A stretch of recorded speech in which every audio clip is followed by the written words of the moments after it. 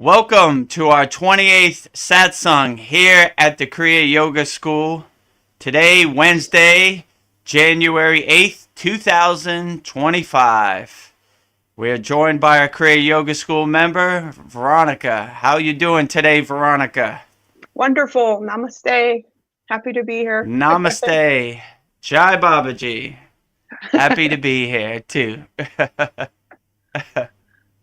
So if you have any questions, post them on YouTube chat, or when our other Kriya Yoga School members come on StreamYard, they could ask it live on stage. The Kriya Yoga School is by the Kriya Yoga School members for the Kriya Yoga School members. So if you have any questions about Kriya Yoga, you could email me, vedgurudev@gmail.com, or you could type it in the YouTube chat. We look forward to hearing from you. So without further ado, let's get started. What were you going to say, Veronica? Oh, here comes Paul. Namaste, Paul. Namaste. Maybe we need to take that banner banner off. It's blocking. Off his face. Let me find it. Oh, it's media assets. Okay. Yeah, media assets. Yeah, there you go. Namaste, Paul. How you doing today? Namaste. Namaste. Doing well. Trying to get my audio adjusted here. Just a minute. Okay, no problem. I like all your posts you posted on the Kriya Yoga School community. Very nice quotes. I do my best. Yeah, so that's from my my morning. I like to read some inspirational stuff every morning, and I like the Babaji quotes. So whatever I see there that like resonates with me, I like to share it with the group. Outstanding. Yeah. We appreciate your input and posts all the time. It helps uplift me too, because I like reading it and I say, oh yeah, that's a good point, Yeah. And I feel very guilty about missing the last Satsang. I'm like, I have like a very big desire to always be here. I'm like, man, I'm going to let Vedaguru Dev and Veronica down if I don't show up, so, but yeah, it was New Year's, and I did like, my daughter had a party here, and I did like indulge a little bit in some alcohol, and then it kind of like extended into the next day. And by the nighttime, I was just like, I just couldn't do it. Oh, it's all good. You never let us down, Paul. We understand that it's New Year, and you have family obligations, you have parties to go to and stuff. Sure. So that's probably why. Like I watched a little bit of it, and it was just YouTube plus Cristobal, but maybe that's why a lot of people didn't show up or whatnot. Yeah, it's okay. This one was a shorter one. It was 3 hours compared to our 5 hour and 30-minute one record. Yeah. That's still but it's long. Okay. We had a lot of good nuggets in there and insights, so it's always profound. Excellent. Yeah, I kind of. Oh, go ahead. No, you go. Oh, I was just gonna say I feel a little guilty at the end of the month. I have a job in Pebble Beach, so I'll be off for the week. So I feel guilty leaving Vedaguru Dev alone, but I have to go make money. Never feel guilty. Get that money. We'll be okay, and you can watch the Satsang back in the community. So it's okay. So you're gonna miss next week? Yeah, the last week, January 28th to February 3rd. So I'll be working at Pebble Beach at the golf course with all the celebrities. So nice. I don't know. It was a good opportunity, so I'm gonna take it. And so. I'll try to make the Satsang, but I can't make any promises. Right. Yeah, so I'm going to be in the Philippines from January. I leave here January 28th February 28th, and I come back March 28th. But oh wow. I'm going to attempt to it's online, so I think I can still do it from over there. So, and I will Yeah. be able to attend the classes as well. So that will be great. Great. Yeah. I'll So be I right had there over in your neck of the world, and maybe if I can convince my wife to come with me, we could like make a little trip to the Thailand and come visit you. That would be my dream. Because I'm right there. It's like it's not that far, but I don't know if that'll happen, but it's a possibility. So Yeah, the Philippines is like a 2-hour plane flight from Thailand, so it's close. yeah, that would be great. Yeah. So Yeah, you're oh, go welcome ahead. anytime, Paul. Yeah, Thank you. to come visit me in Thailand. That'd be great. Oh yeah. So I was watching Chad's video a couple days. Well, I watch all his videos, so but a couple days ago he had a soul trap video. So I have questions about this and a little story to tell. But as far as soul trap goes, very confusing because you hear all these stories about like near death experiences, and they have a good experiences, like people they love are there, and then they go into the tunnel of light or something like that. But then as far as soul trap, they say no, that those are archons, and they're just trying to trick you to go into that, and like you should not go there, you should just do something else, which I've heard various things as to what to do. So I don't know if the two of you are familiar with David Wilcock, but he's pretty world famous, and his story is, they think he is the reincarnation of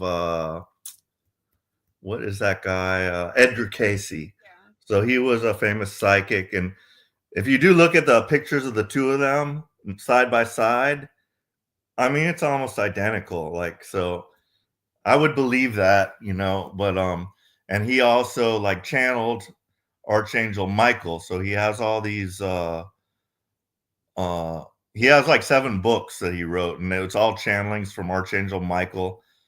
And so anyway, I watch his live stream every Sunday. He has a live stream, and it goes on just like the Satsang for like 5 hours. So I have nothing to do on Sunday, so I just sit there all day vegging out and watching his thing. And like in his opinion, there's going to be an ascension event. So, like as far as what I've learned here and everything, ascension is done kind of on an individual level.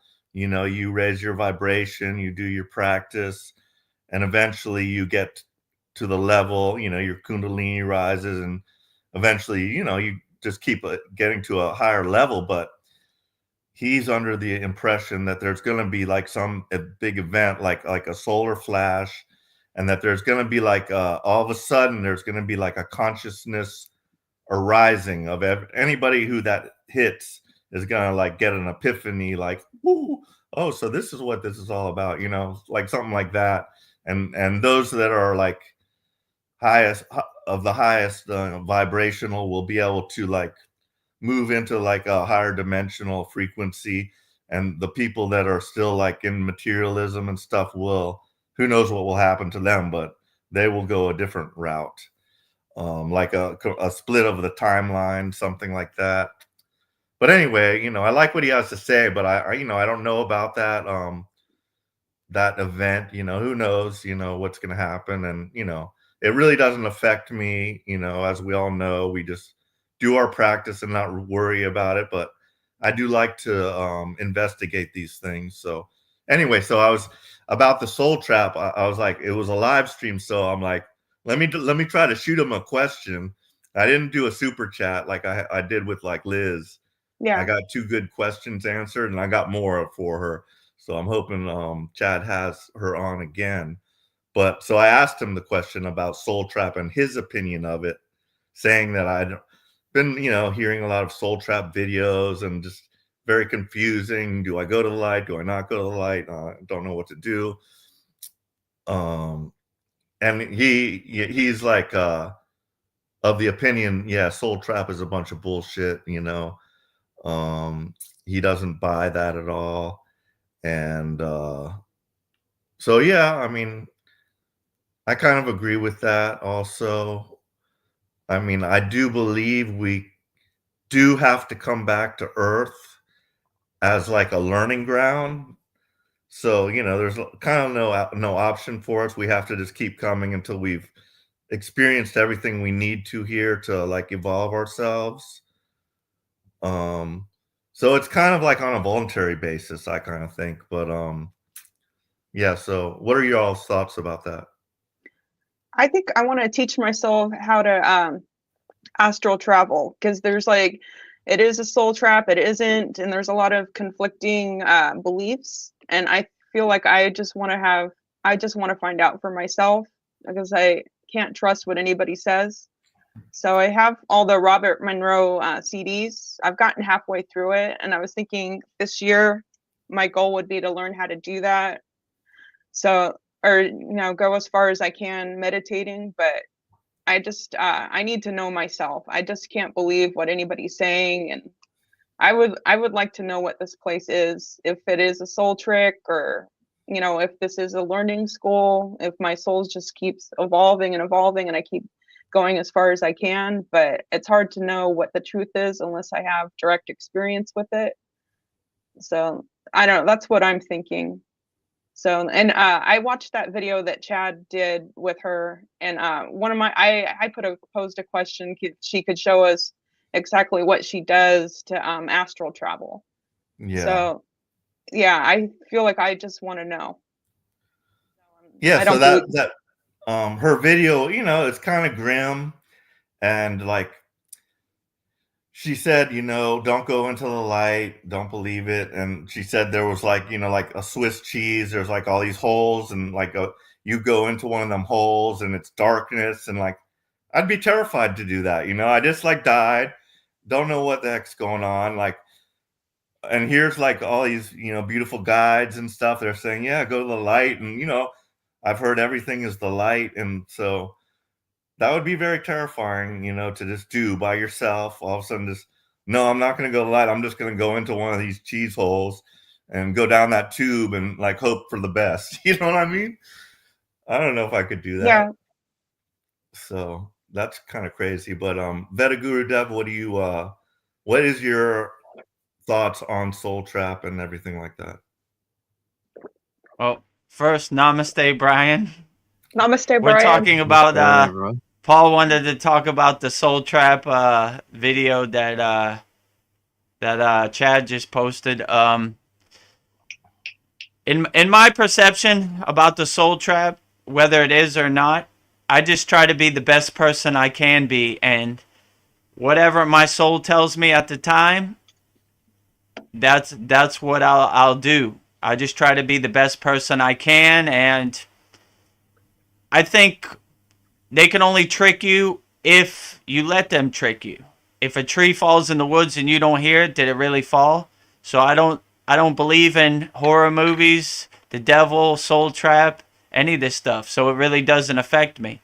I just do the best I can, and what other people's perception is of the Soul Trap isn't my perception. Like Veronica said, I'll figure it out when I get there, and I try to be as pure of a soul as I can be, and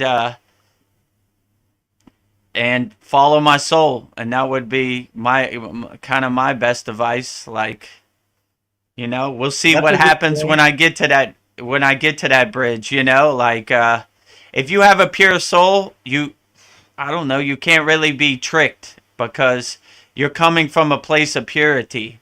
And if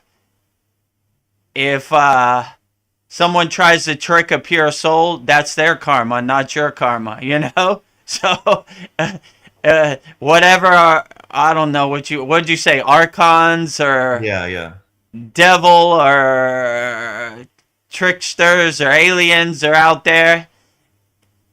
It really doesn't matter to me, because once you know who you are, you can't be told who you're not.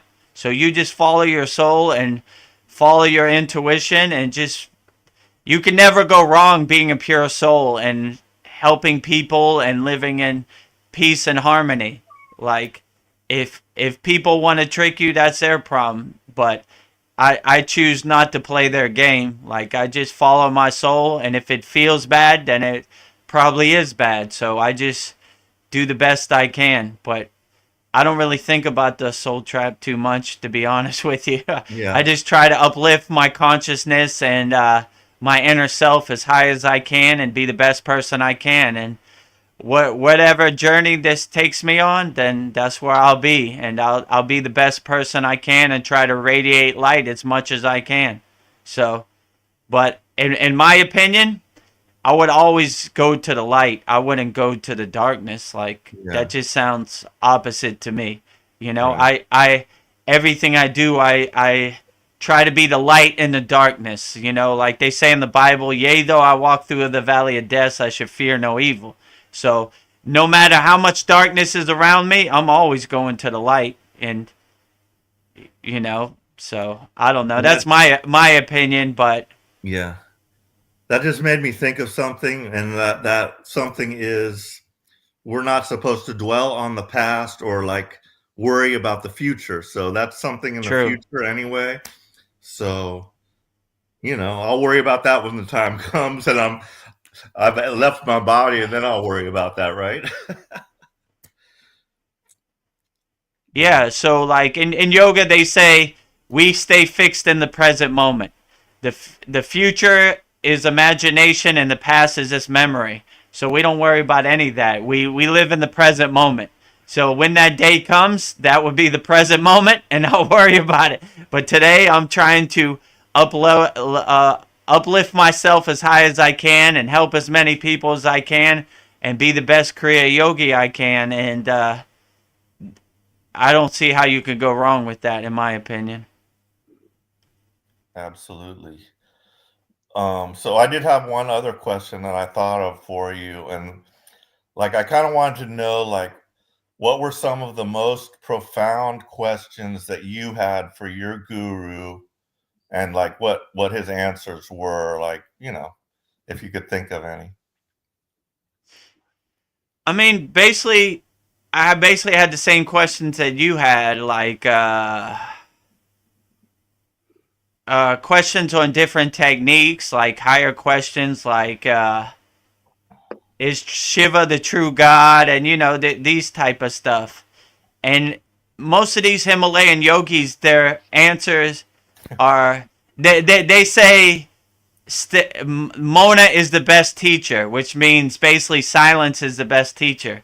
So they kind of don't want to answer the questions for you. They want you to contemplate and think about it yourself. So like they mostly just say short things. Like I always say, my guru says happy, happy, happy, or like sometimes he'll just say interesting and walk away. Like, so it's kind of left you alone to contemplate the answers for yourself. I asked my guru, let me think, I'll think of a good one. I asked my guru one time, like, how I know when I'm enlightened, and he said, when you don't have any more questions, and he walked away. So that basically sums it up. So like when you can answer all your own questions and you come from a place of knowing, then you don't really have any questions. So like it's up to you to get to that kind of knowing part when you don't have to answer questions.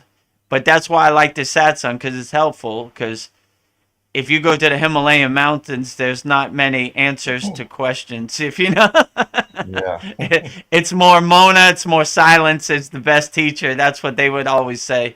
Silence is the best teacher, and walk away. Are there any gurus or in the Kriya lineage that you'd like to be able to ask questions to, Vetaguru Dev, or I don't know, that you'd like the opportunity to meet? And I mean, I don't really have any desires. I kind of just let my spiritual Kriya yoga journey take me wherever it takes me. Just popping in for a second. I may come back. Hello, Vedguru Dev. Hello, Veronica. Hello, Paul and Brian.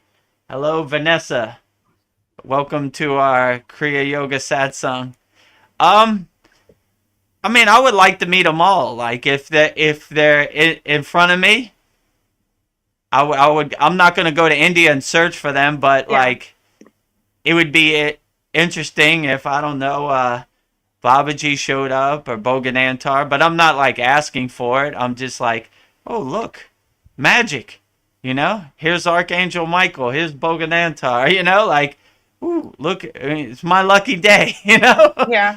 So I kind of wake up, how's Babaji going to surprise me today? And he kind of never lets me down. There's always something, you know? Like, so I would like to meet them all and thank them for all the wisdom and insights they had on the Kriya Yoga path. You know, they're, you know, the Babaji quotes are, like I post on our school every day, are very helpful and motivational. And these spiritual texts, you know, the voice of Babaji, Babaji and the 18 Siddhas, all Yogananda's books, Autobiography of a Yogi, The Holy Science. So all these Kriya Yogis, Lahiri Messiah, have all laid a great path. So I just, when I pray to any deities or any Kriya Yogis in our lineage, I just thank them for the job they've done, because they've done a great job. And they've laid the path over thousands of years and developed these kriyas and techniques and pranayama and asanas and meditations that have really been helpful and helped uplift people. So I kind of feel it's my duty to play it forward and help as many people on the Kriya Yoga path as I can. Like when I talked to Brian last night, I was like, I'm not doing this Kriya Yoga school to get rich or buy a car or buy a boat. I'm doing this Kriya Yoga school to help as many Kriya Yogis out there. Because I understand, when I started on the path to Kriya Yoga, I was basically feeling my way around in the dark. I was like, okay, what do I do? Who do I talk to? And I really didn't have too much to talk to. Like, my guru was kind of short answers, if you know what I'm saying. So it's really helpful, and I really get enjoyment out of this Kriya Yoga school, of seeing all the progress and all the benefits that our Kriya Yoga school members have gotten from practicing Kriya Yoga. So that's mainly why I do it. So it's almost like a true blessing. When I got on the path of Kriya Yoga, it was like the ascended masters and the Kriya Yogis gave me a bag of gold, better than a bag of gold, because gold comes and goes, but these Kriyas stay with you your whole lifetime. So like, and you get to help other people on the path. So it's a true blessing. But if any ascended masters showed up, I would definitely welcome them with open arms. You know, when I meditate, I leave my door open, so they're always welcome to come. But I feel inside my meditation room, it's packed full. I don't even know where everybody stands, of all kinds of ascended masters from all different spiritual traditions. They're all in here, and we're a big happy family and a happy soul group. So I feel they're with me anyway, even though I can't see them in the physical form, but I always feel their presence around me. Yeah, I just finished the Holy Science. Like, you know, we were talking about my morning ritual where I get my little quotes that I put up on the school sometimes. But yeah, so I'm starting up now with the voice of Babaji. So I'm, you know, reading a chapter or a page or whatever I can fit in the morning of that one. And you know, it's amazing, a big giant book, you know, before you know it, you know, if you just read like a page or a couple, you know, whatever, it's done, you know. All of a sudden you get to the end, oh wow, you know, I finished that book. You know, it's like a daunting task, but then if you just do it a little at a time, it just goes by so quickly. And yeah, I enjoy reading some new material, you know, and yeah, I think it's important to read some, you know, spiritual stuff. That's like, you know, that's part of this journey, you know, to learn, you know, from the masters. And by the way, Brian, I loved your video. I was very inspired by it. So thank you for that. Yeah, I appreciate that. No problem. Thanks, Paul. Yeah. Yeah, things just kind of come Yeah. So together when you have the right intentions. I was just talking to Vedic Dev, and some of these things I didn't plan out at all.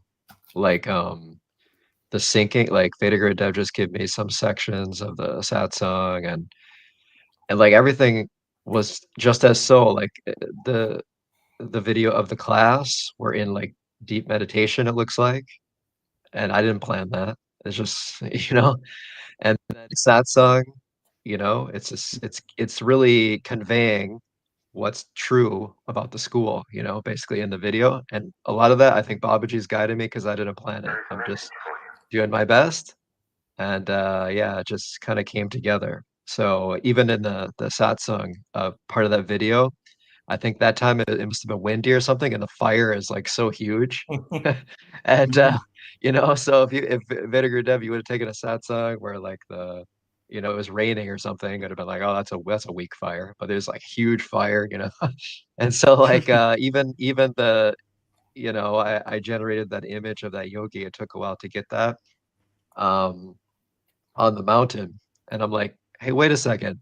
That yogi, I was just thinking this like literally a couple days ago. I'm like, that yogi looks familiar, and it's basically the exact type of silhouette as Vedaguru Dev has on his after his videos. He has like the sticker that he puts on there, and it's like Mhm. the same. But I didn't plan that. I wasn't like, oh, let's match to this. It just sort of happened. And so I'm sort of blown away by that as well because I have no idea what I'm doing. And and yeah, I just tried hard and it just came together. So yeah, it's a story Nice. in itself. So yeah. yeah, I was telling Brian, I don't know how any of this stuff really happened. Like I don't know how I went up the Himalayan mountains. I don't know how I met my guru. I don't know how I got on this path at all. It just kind of came together, and I just kind of got out my own way and just enjoyed the roller coaster ride of Kriya Yoga, the Kriya Yoga journey. Mm. Yeah. Um, So I've heard that moksha is the best way to experience God, and my understanding of moksha is that it's like the death of your ego. I was just wondering if you could explain in more detail what moksha is. Well, moksha is liberation. So it's like liberation from the ego, liberation from Maya, liberation for everything. So it's kind of shedding your kind of ego. So hypothetically, it's kind of true, but your ego, like Krishna says in the Bhagavad Gita, it's always hiding behind that tree over there. So it's never 100% gone. It's just kind of more diluted or more dissolved. So it's kind of lessening your ego as much as you can to bring your soul to the forefront and bring all the blockages and resistance and obstacles in front of your soul to the background. So it's kind of freeing your soul, like liberating yourself. So it means basically liberation from everything, liberation from the physical body, liberation from your ego, liberation from all your attachments, liberation from all your delusion, your Maya. So it's basically a kind of blanket word that means liberation. So it doesn't define one liberation, it's basically all the liberations. So they basically Yeah. say it like moksha is like shedding your clothes. You're taking off your ego, you're taking off your attachments, you're taking off your desires, you're taking off all your Maya delusion, all your materialism. So you're kind of shedding your clothes till you're naked. And the lake I went to, Satupan Lake, that's basically how they described. So Arjuna from the Bhagavad Gita, they say that lake he bathed in before he attained moksha, and he basically took off all his armor at that lake where I was at. It's called Satupan Lake in the Himalayan mountains, and he basically shed all his armor, which was a symbolism of shedding his ego, and just walked naked until he attained moksha in the snow. And that's how the story goes. So that's basically a visualization of him letting go of everything and just being liberated and attaining the oneness of the divine light of God, and recognizing that, like, I don't need any of this. All I need is the oneness, my inner divinity. Yeah. So, Yeah, I do. I think about freedom, and like just how great it would just feel just not to have any worries and just be joyous all the time, and you just don't worry about anything. You don't have to, and yeah, that would be the best feeling that I can imagine. And yeah, I read a lot, not a lot, but I did read some of the Gita and the story of Arjuna and Krishna, and how he was tasked with killing some of his like in-laws and stuff, and like he struggled with that.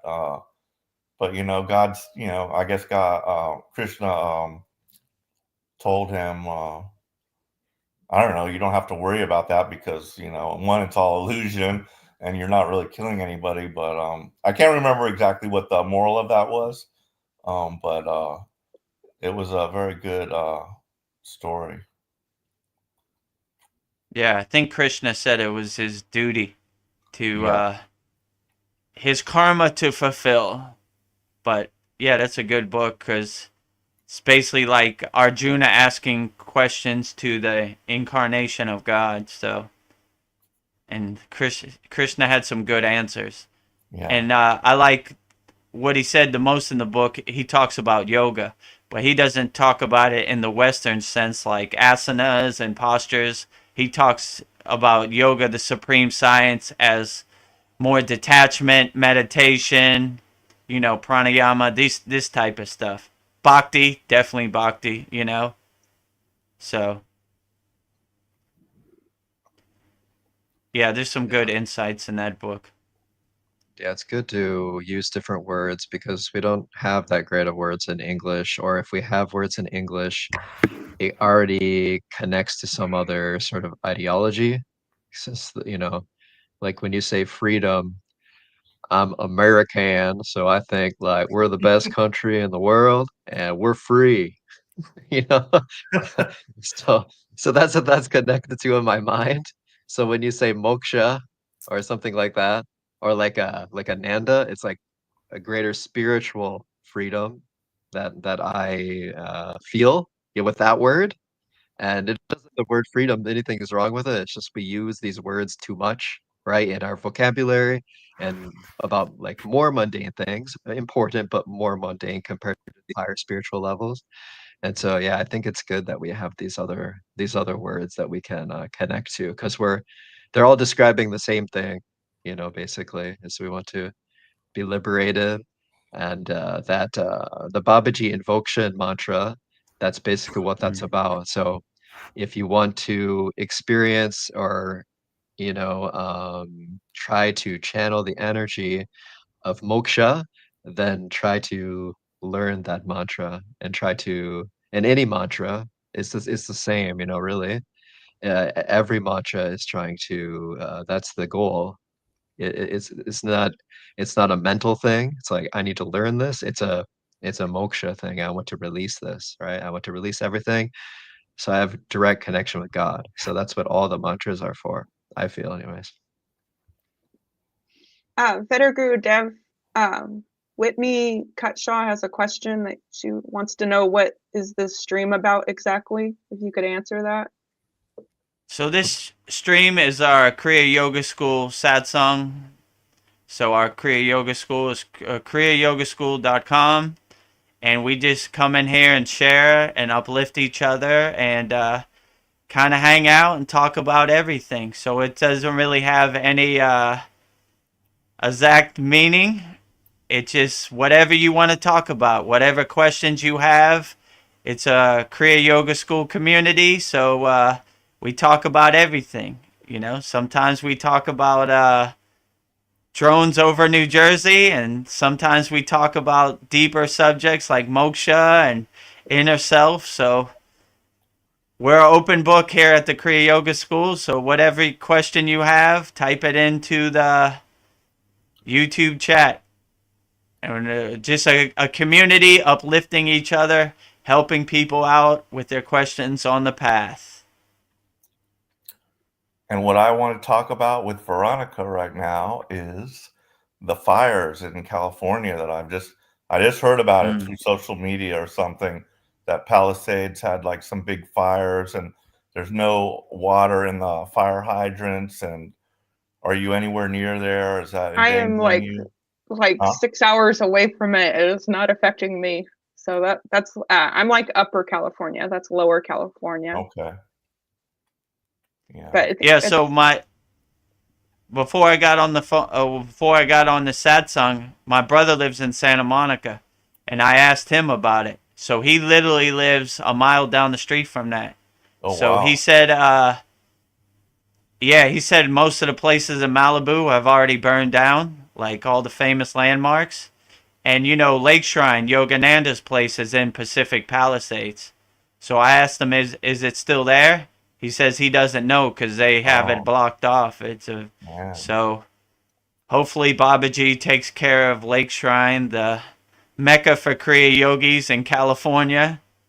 But yeah, it's not a good situation.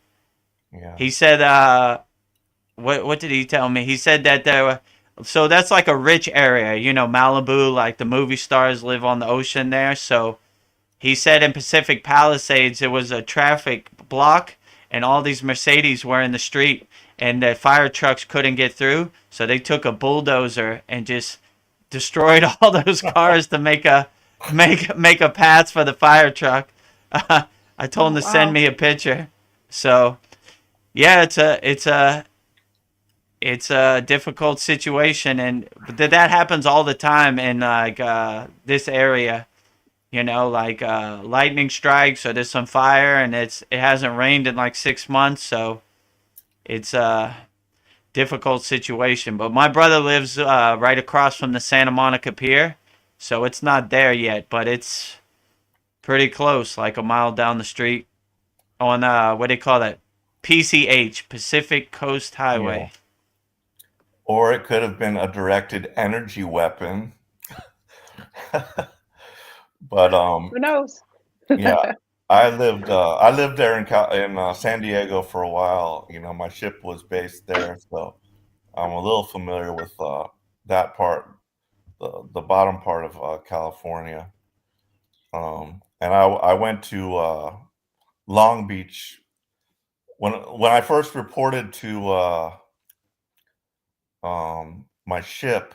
It was in the shipyards, which is in Long Beach. So I flew into LAX, and right when I got off the plane, I was confronted. Well, not maybe like somewhere in that airport, a Christian Scientist came up to me and he gave me L. Ron Hubbard's book about that, which I did read some of it. It's kind of interesting, but that's like a really big cult, and it's very weird. But yeah, so I was in a few places in California, and one time also during no, this was in Oregon. No, this was in Washington State. I did a reserve, a little bit in the reserve, and we went to Washington State to Whidbey Island. That was very beautiful, very close to Canada, and we drove into Vancouver on our times off. So that was a fun experience for me.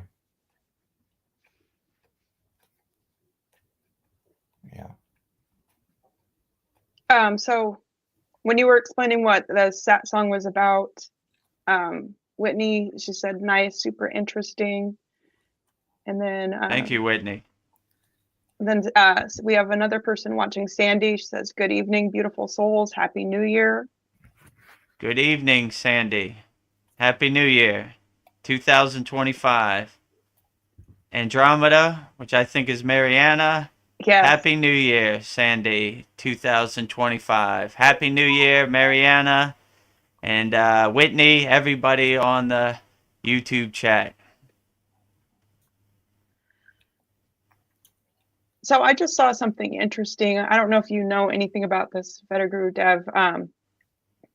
Supposedly Babaji would use like a magical bean to like help him meditate, and it was just like a small pebble he would find in like a riverbed, and they would soak it and they would put it in water in the moonlight and the sunlight, and then he would suck it when he's meditating to give him nourishment.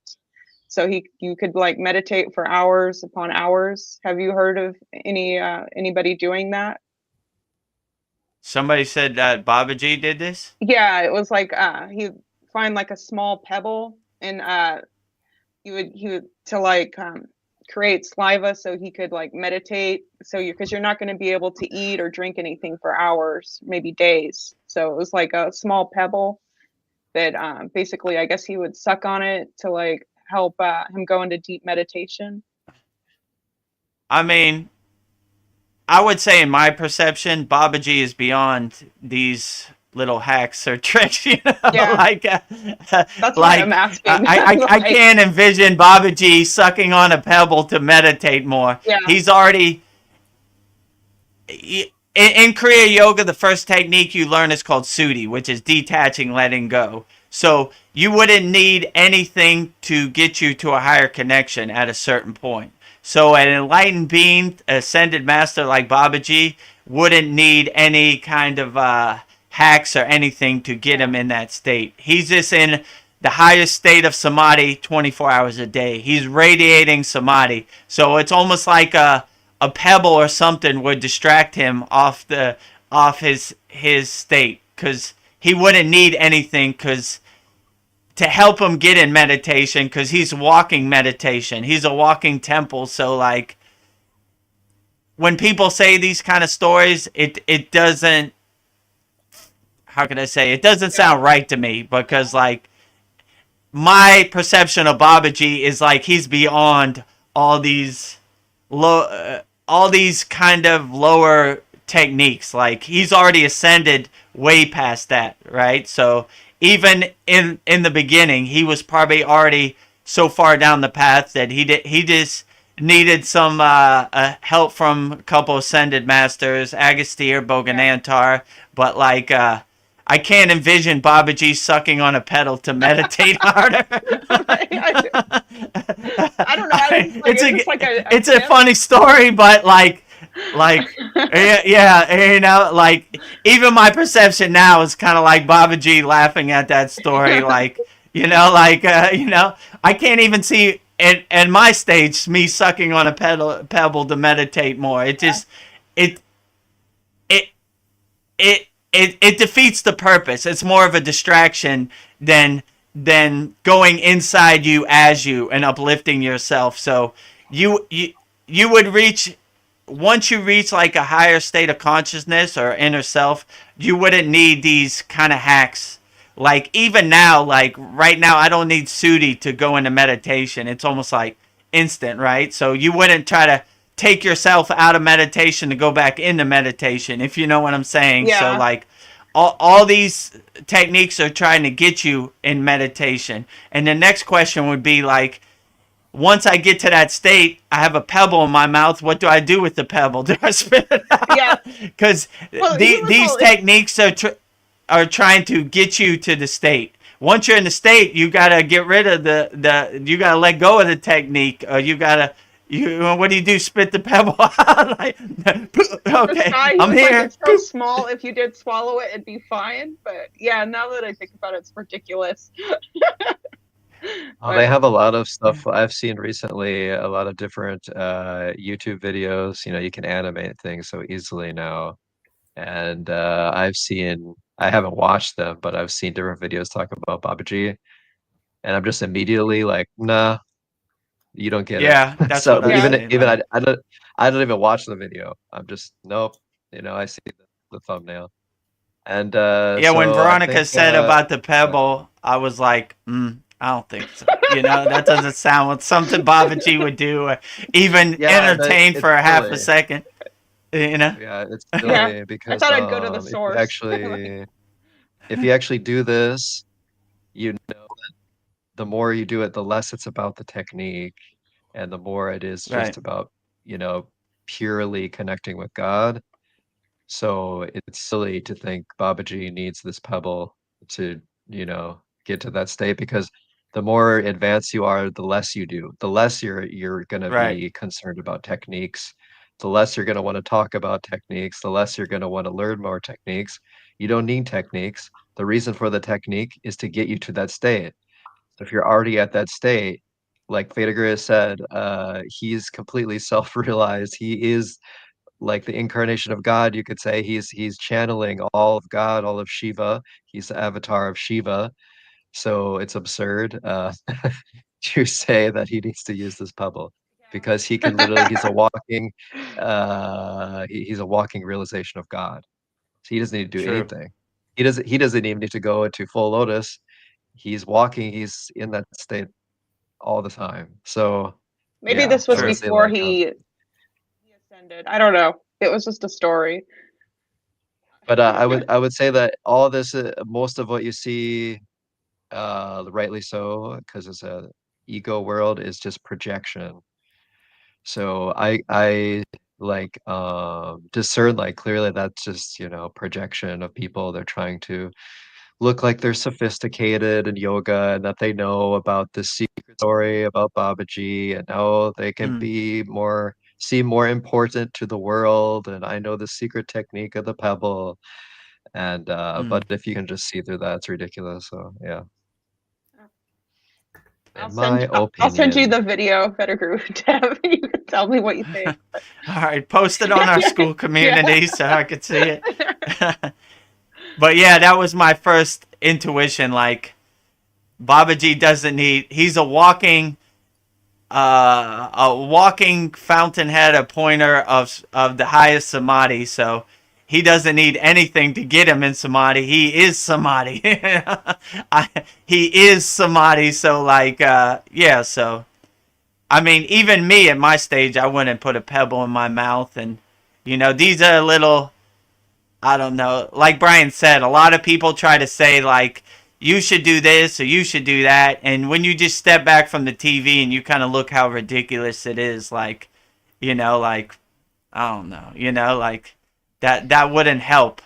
I'm trying to get in a state of calmness and stillness, so sucking on a small pebble is not achieving that Yeah. goal. Yeah. You don't add more things to get to God. You Yeah. take Right. away more things to get to God. You True. know, so if you're adding all these weird things like that, it's not helping you, you know. So Although And what Brian said. I do like Oh, go to, ahead. sorry, you like to suck on a pebble? No. no, Oh, sorry. but Okay. I do like, My I've got bad. my altar, so I do like to have my Yeah. candle. I have some crystals. I have a plant. I've got pictures. So in that sense, you could say those are permission slips, but it helps me cultivate devotion. Maybe not the pebble, but these other things, do help to cultivate, the devotion that I need to embrace. Yeah, Yeah, well, but that that's seems more different. legitimate Like, though. Yeah. yeah, Yeah, that's go what I'm ahead. saying. Like, that's more legitimate. When Yeah. you're lighting a candle, you're internalizing the divine flame inside you as you. You are the flame, and the flame is you. So, like, that's what like all these yogic practices, the yagna, and like jyoti means light inside you as you. So the symbolism is different. So like yeah, and when you have pictures and crystals or whatever you have to enhance it, it's more representing the divine connection. Like you see yourself, it's like a mirror. You see yourself in whatever deity picture you have as you. So you're not like it's not dualism, it's more oneness, right? You see yourself as a flame, you see yourself as the picture of Babaji. Like I said, I am Babaji and Babaji is me. I am the flame is me. So it's more symbolizing the oneness. Yeah, when Veronica, when you were starting to tell that story, I was thinking that you were gonna say that Babaji was doing Tritak on the pebble, because that I could understand. You know, you, Yeah. you look you merge your entire consciousness with something that seems completely insignificant, but you know that insignificant looking pebble is infinity. So if you were to True. do track and focus a Bindu point on a pebble, that would be completely different. That would be That would be legitimate. better. That would be you merging into the Right. pebble and you becoming one with it, becoming basically embracing all the parts of God, even parts that look like they're separate completely and insignificant completely. So that's where I thought you were going with that, but No, he said but yeah, I he mean, just sucked do on the it. practice. Yeah, never mind, just suck it. Yeah. Suck it. No, but that sounds What is this? better, just to DMX? like focus. I am the pebble. Yeah, that would be better. Yeah. But yeah, but you just do the practices and then it's more clear, you know. If you just talk about it and you have different ideas, the mind is usually consumed mostly with ego, so you know, you'll have many ideas, but most of them are, you know, sort of ego based. So yeah. So I was watching another of Chad's videos, this his latest one about why he would not jump out of an airplane. And you know, I'm of a like mind. Like I see no point in jumping out of an airplane, and plus I'm afraid of heights, kind of, you know. And but then on the other hand, I was thinking, you know, I would do it if it was like part of my job in the military or something like that. But I think you should jump out of the airplane in a G-string. That would be perfect for Chad. Yeah. but I mean, that sounds For all those terrifying. haters, they can suck it. But what I was thinking He- about it was that it would kind of be a test of faith, you know, because if you really have trust that, you know, nothing, you know, you're being taken care of, nothing's going to happen when I jump out of that plane, you know, it's a test of faith. And I'm just like, I don't know. It would be very hard for me to just jump out of a plane. I have to admit it. And it just kind of brings to mind some of those stories like the one where that guy jumped off the cliff. I mean, he fell to his death, you know, but you know, the Babaji story, you know, but right. and it kind of when Indiana Jones like stepped off the little thing, there was like a glass kind of see-through bridge there, but he had to take that step and step onto it, you know, not knowing if there was something there or not. So yeah, kind of a test of faith. Would any of you jump out of an airplane? I was just gonna say that there's something more difficult than jumping out of an airplane, and that's facing your ego and liberating yourself from it. It's more Mm, difficult than jumping out of an airplane. Oh yeah, So it might seem like it's not, but yeah, jumping out of an airplane, people can get used to that, you know? Tom sure. Cruise does all kind of stunts, he's used to it. It's not a big deal. It's a walk in the park. But actually facing your ego, that's way more difficult. So I would say like people can build it up. It's this great thing. I can jump out of an airplane. No, you have a parachute. So what? You know, it's not that impressive. Nothing's that impressive if you understand the magnitude of like the yoga journey of true yoga, of meditation, of connecting to God. Like that's way more of a transformative journey, and it is a good test, like you know, to your fear, to let go of your fear to jump out of an airplane. But I still would say that it's not close to facing your ego, because that's facing your deepest core of your ego identity, and getting rid of it, and connect to the only thing that's true. That's what we're here for, mm, you know. So for me, I would say like Vinegar Dev, you said before, like I could swim with sharks to prove something, but why? It's just an ego game, you know. I don't need to jump out of an true. airplane to prove to myself anything. Just challenging yourself with your ego every day is enough challenge, I think. So I mean, maybe for someone that will come up in your life where you have that opportunity, and maybe that's appropriate for you to jump out of an airplane. But I think for most people, it's not really necessary. So it's yeah, moot point, I think. Yeah, well put, Brian. I would just say the biggest leap of faith is just waking up with a smile on your face and just going through the day happy as blissful. This is way more difficult in this Maya delusional world to be the light in darkness than jump out of an airplane. And who are you proving something to? You don't need to prove anything to anybody by jumping out of an airplane. the biggest leap of faith would just be a pure soul all day, every day, waking up. And you wouldn't have to go anywhere and do anything. Like, you don't have to go anywhere or do anything. Just wake up with a smile on your face. And no matter what obstacles or roadblocks or blockages, or it's a war zone out there. So instead of proving to yourself by jumping on a plane, just walk through life and be the happiest, most compassionate, kind person you can. That is the biggest leap of faith, because it's a true test for a yogi out there every day to wake up with a smile on your face. There's so many distractions. There's so many narratives that are trying to get in your brain and dance around, and the monkey mind is jumping from tree to tree and mental clatter. So just wake up with a smile on your face and be the best yogi you can every day. That is a real leap of faith, I would say. That is the true test for a yogi, because it's a true war zone out there. So I wouldn't add some extra excitement, jumping off a mountain, parachute, any of this. I would just wake up with a smile on your face. That's the true test of the yogi, because there's many things that they try to get you to a more fear vibration, but staying in a higher blissful ananda meditation and vibration, that's the true test, because it's difficult out here for a yogi. I know in my case, I'm like, man, I miss my cave in the Himalayan mountains, but it's a true war zone out here. And I live in Thailand, where Brian lives. It's like motorcycles going this way, all the wrong ways, this way, that way. It's a true war zone. So you got to have your head on a swivel all the time, but you just gotta laugh about it too. Like, good one. You almost got me. Not gonna turn my smile into a frown. I'm gonna keep it smiling no matter what. Get my popcorn and laugh at this crazy Maya delusional world. But it's a test. For every day is a test as a yogi. That's what my guru always used to say. So I kind of put up my Kavacham shield mantra before I go out into the world and say, here it comes, get ready.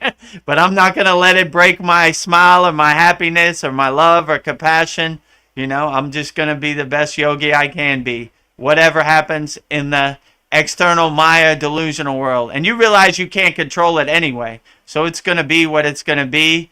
And if you try to control it, you're kind of wasting your time. You control what you control, and you're the king of your castle. So you control yourself. You're sovereign inside yourself as yourself. So what happens in the Maya delusional world outside you, you just get your popcorn and watch the movie and laugh at it like the comedy Seinfeld it is. Like, look at Kramer today. That's pretty funny, Oh, what's this mailman Norm talking about today? He's a funny guy, Like, you just kind of begin to laugh at it all like the joke it is. Like, I'm not going to attach myself to this or go down this rabbit hole. It is what it is. Clouds passing in the sky around your divine mountain. The wind passes your mountain, but it doesn't shake your mountain at all. Just clouds and wind passing rain off your mountain. That got me thinking. In the past, I don't know how many years ago, maybe 3 years ago or something, they do have a canyon in this part of Thailand, and they call it the Grand Canyon. It's not as grand as the real Grand Canyon, but it is a canyon. And they have a zip line there. They have other stuff, and they have some area you can jump off the canyon into the water, and it's quite far. I don't know how many feet, but it's a decent drop. And so I went against I faced my fear, and I jumped off that canyon. And when my head went above water, I was not enlightened, just so you know. So, so I was exactly the same person. I was probably even more prideful at that time. Look what I did, because my wife was too afraid to do that. Well, I'm not afraid, So that didn't really boost my spirituality. I can tell you. So.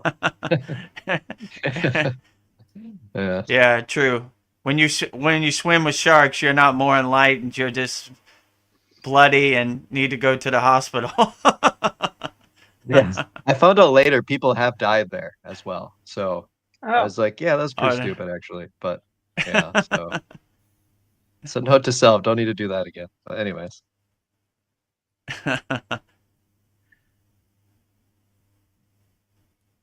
yeah, maybe like these extreme sports, I think maybe they're just a distraction, so you don't have to like face yourself, face your ego.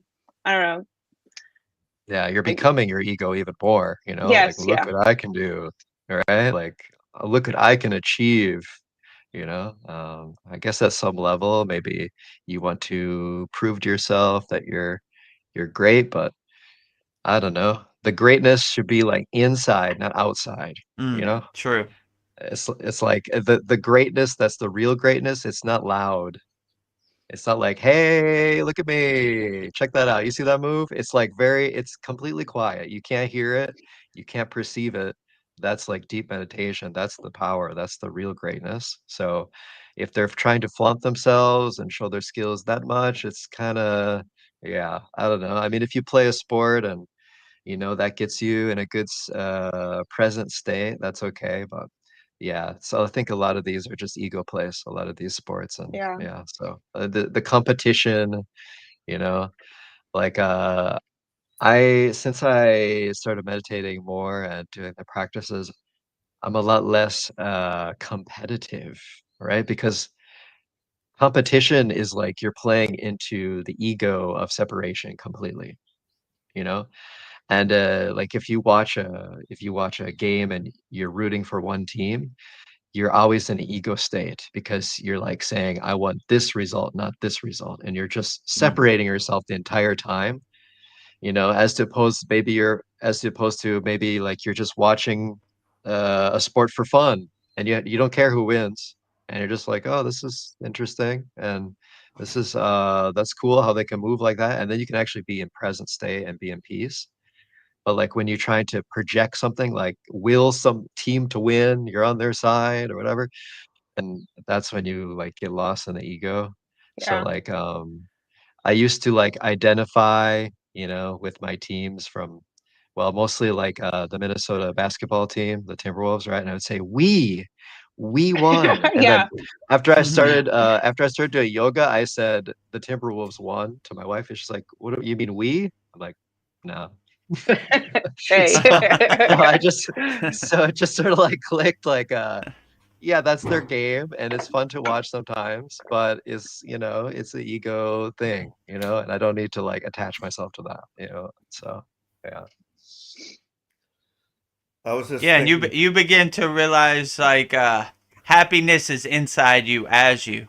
So you don't need to do the things that you think make you happy because once you have happiness inside you as you, like in our class we have the meditation to go into your happy place where you could just close your eyes and go to your happy place. So you don't need to jump out of an airplane to make you more happy because you know you're happy inside you as you. And you begin to realize happiness is internal, not external. So, like, when you're looking for happiness external, it's like a temporary band aid for your real happiness. But when you enhance and cultivate your internal happiness, that's when you really achieve true happiness. And that's when they can't separate you from your money either, because they're always trying to sell you happiness outside you, but when you realize you have happiness, you realize they're trying to sell you something that they don't have. Like, buy this iPhone 16, it'll make you more happier. No, I'm happy already inside me as me. We can't get no money from this guy. You know, No. they're trying to sell you happiness, but they don't even have happiness. Only you have your happiness. So if you could cultivate your happiness inside you as you, then that's really powerful. They're just all selling you the hamster wheel, basically. True. Come on, jump on the hamster wheel for this Yeah. reason. How about this reason? What about this reason? And I'm like, Right. my deepest problem is like, nah, I'm not going on that. I'm not going on that hamster wheel. No, I'm not gonna go there again. No, thank you. No, thank Yeah. you. It's like a different form. Like, oh, this hamster wheel, this is a more glorious hamster wheel. This one has this feature. This one's going to make you feel like this. Nah, I don't need it. I'm good. So just deny that. Just deny everything and just go into yourself. It's all an illusion. And before Paul, you talk about the soul trap. I'm over that sort of thing, but it's like the trap is you, you know? It's and the people in the soul trap, if you follow that, you just realize there's nothing outside of you. So when you say there's a soul trap, that's your own ego consciousness that's doing the trapping. So there's nothing separated, after you die, oh, there's this, I can go here, I can go, it's all you. There's nowhere to go, you know? So I think that's everything is very simplified if you realize it's all you. There's nothing outside of you. And if you don't acknowledge that it's all you, then it's very complicated. Like, like what path is there a secret code I need to know after I die? I need to say like this magical phrase and then I'm enlightened, or like I need to go through this keyhole, or what I need to go to the gold light or the yellow light or the blue light or the what light do I got? It's so complicated, but that's the mind that's making it like that. The mind is like separating things into this color, this color. But if you're realized there is no separation with anything, there's nothing outside of you. So, and I would say like a combination of all energies is, I don't know what you could even what you could even say if that's the void, or that's the if that's the light or whatever. But I feel like it's beyond that. That's just like that's your vision or something. But like consciousness, like when I feel like I'm in sort of like maybe samadhi or pre-samadhi or something, it's beyond conceptualizing anything, so it's beyond thinking anything.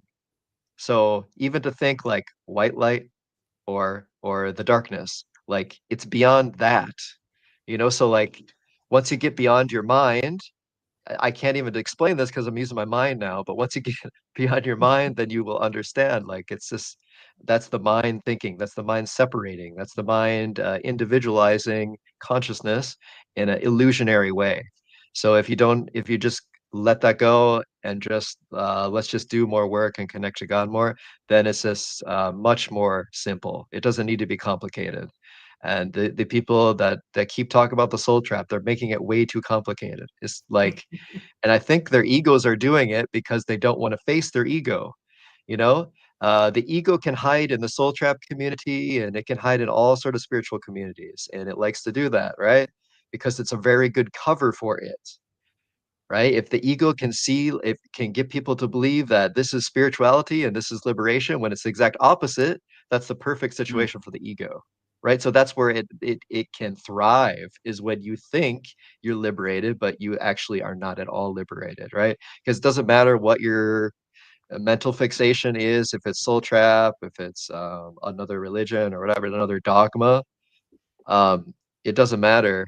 In the same way, you could be in any religion or any sort of thinking, and if you just truly connect to God, it doesn't matter either. So I think like people need to understand that it's about shedding your ego, not building it, and Mm. forming your ego around a certain movement or ideology, mental sort of ideology, fixation, theory, something like that. When you do that, it limits you, right? A god, was it a god defined Defined, is a god Uh, confined. confined, confined. right? Yeah.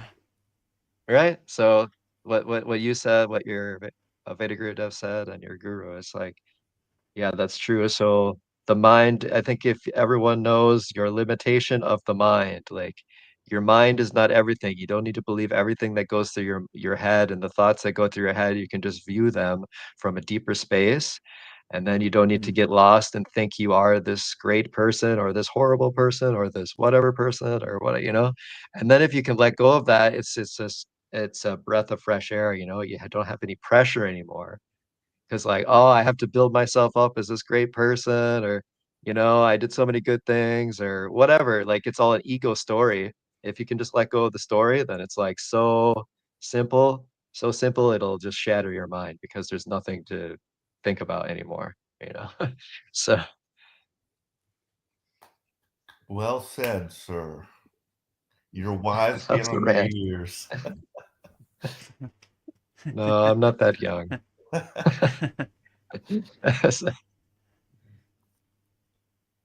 Oh yeah, one thing I was thinking about is like the awkwardness of silence. Like, why is it like if all of a sudden nobody's speaking, and then all of a sudden like I get a feeling like I should say something, you know? It's like, it's weird, and it reminds me of the experience I had at my yoga studio where we had to like stare into somebody's eyes without speaking, you know. It's just awkward, you know. So that's kind of Yeah. weird, you know. We need to have like a 5 minute silent song where we just sit here and stare at each other. I don't know. I've met a couple people where we can just not be talking and it's fine, but it's rare Yeah. to find those people because I do feel like a lot of times I have to keep entertaining and keep the conversation going because Mhm. people get awkward if it gets too quiet. Like, but I don't know. It would be a boring in sat song if we didn't say anything. in the yogi That's true. perspective, go ahead, Go ahead. Brian. I was I gonna was say in just the gonna yogi perspective, they say silence is golden. Like I said, they say silence is the best teacher. Mhm. So one time I went on a Mona retreat, which was a week of silence. We didn't talk at all for a week. And that was some profound insights and contemplation. So, from a yogic perspective, there are many yogis that are called Mona yogis, which they are silent yogis. They don't talk, you know. So they don't even talk. And if you say something to them, they'll hold up their finger like, and you understand. Oh, he's in Mona, like he's in silence. He doesn't talk. So if from a yogi perspective, they cultivate silence the most because they say it's the best teacher. So it's unawkward to them the most because they like their silence the most. So like my guru, there's very few words. There's not too many words that need to be said. So he's not a Mona yogi, but there are many yogis that don't talk at all. So they would prefer to be in silence at all the time because they feel that's where the real inner work is being done and no distractions. So it makes sense that that is the silence is the greatest threat to the ego, and that's why Mm, it's uncomfortable Mhm. because the ego always wants to add things, right? You need to improve, you need more, you need to do this, you need to learn about this, and then silence just cuts through all of that. And so now the ego is like, what do I do? Like you need to add something. And that's why your thinking is happening when it's silence, because the ego is uncomfortable. Mhm. So like if you can, and that's why we meditate basically, is for the same reason. So yeah, it's like a self-reflected thing. And I was thinking like, yeah, Vinegar, what you said about your yogi and other yogis, why they don't talk a lot is because when you're expressing too much, you're probably adding to your ego perception or maybe other people's perception of ego in you, right? And like a powerful guru or yogi, he could take the wrong path once he has developed a certain way and then go completely in ego because of that, you know? So like I love what your guru said about go back to zero because that's exactly what you have to do because you might mm, start to get too proud of yourself like, oh, these people are following me. They trust me. They believe in me. I'm their leader or And then if you just say happy, happy, happy, there's none of that. Just whatever. yeah, true. There's nothing to attach to anymore, you know? So like yeah, like if someone if someone didn't accept that from the guru, maybe they're not ready yet because they're not seeing the point. Like the truth is in the silence, right? The truth is not in all the words. The words are trying to point to the silence. That's what we're trying to do. Like go here, uh, but most people they point away from the silence and add more things. Add more things you can learn or whatever. But actually, we're just unlearning right? We're unlearning our conditioning and trying to get out of our conditioned patterns just to be in our natural state. Like that's all we're doing, just trying to get to our natural state. That brings up an interesting point, like about if a yogi attains a certain level of enlightenment, could they go dark? You know, can all of a sudden they turn to darkness, yet they still have all these powers? And, you know, that could be like a dangerous thing. I'm thinking something like Star Wars, you know, the Force, and you got the both good and dark sides of the Force, you know, because you mentioned something about a yogi going south or something, but that thought crossed my mind today for some reason. Yeah, but once you reach a state of enlightenment, it's almost like darkness is like trash to you. Like it doesn't resonate with you. Like it's like I don't know. I guess it could happen, but I've never really seen it. You've done so much inner work to get you to this point that you don't want to go. You want to go forward. You don't want to go backwards. So like, like when you've cultivated unconditional love and compassion, why would you want to hurt anybody? That would be you're in all these yogic techniques, you're trying to go from the root to the crown. So you're like overcoming all the lower chakras to reach the bridge of the spiritual chakras, right? The higher chakras from the heart up. So like, why would you want to go down when you just all these techniques are bringing you up? So it's almost like graduating university and going back to kindergarten. Like you've already overcome that. You already saw the Wizard of Oz behind the curtain, right? There's nothing here. It's all junk. It's all trash that you already threw away. So like my guru said, you collected all this trash your whole life. Now throw it all away, right? So you wouldn't want to go back and get all the trash you threw away. you would want to leave it thrown away. So like it's very rare. I've never seen it in my case, like where somebody would go back to being I don't know what you would call it, a rogue yogi or an evil yogi to when they've attained samadhi or enlightenment. Like you're almost like, whoo, that was a rough ride. I'm glad I attained. It's like climbing the mountain and getting to the top and just like not being happy where you're at. So I wouldn't do it. Right.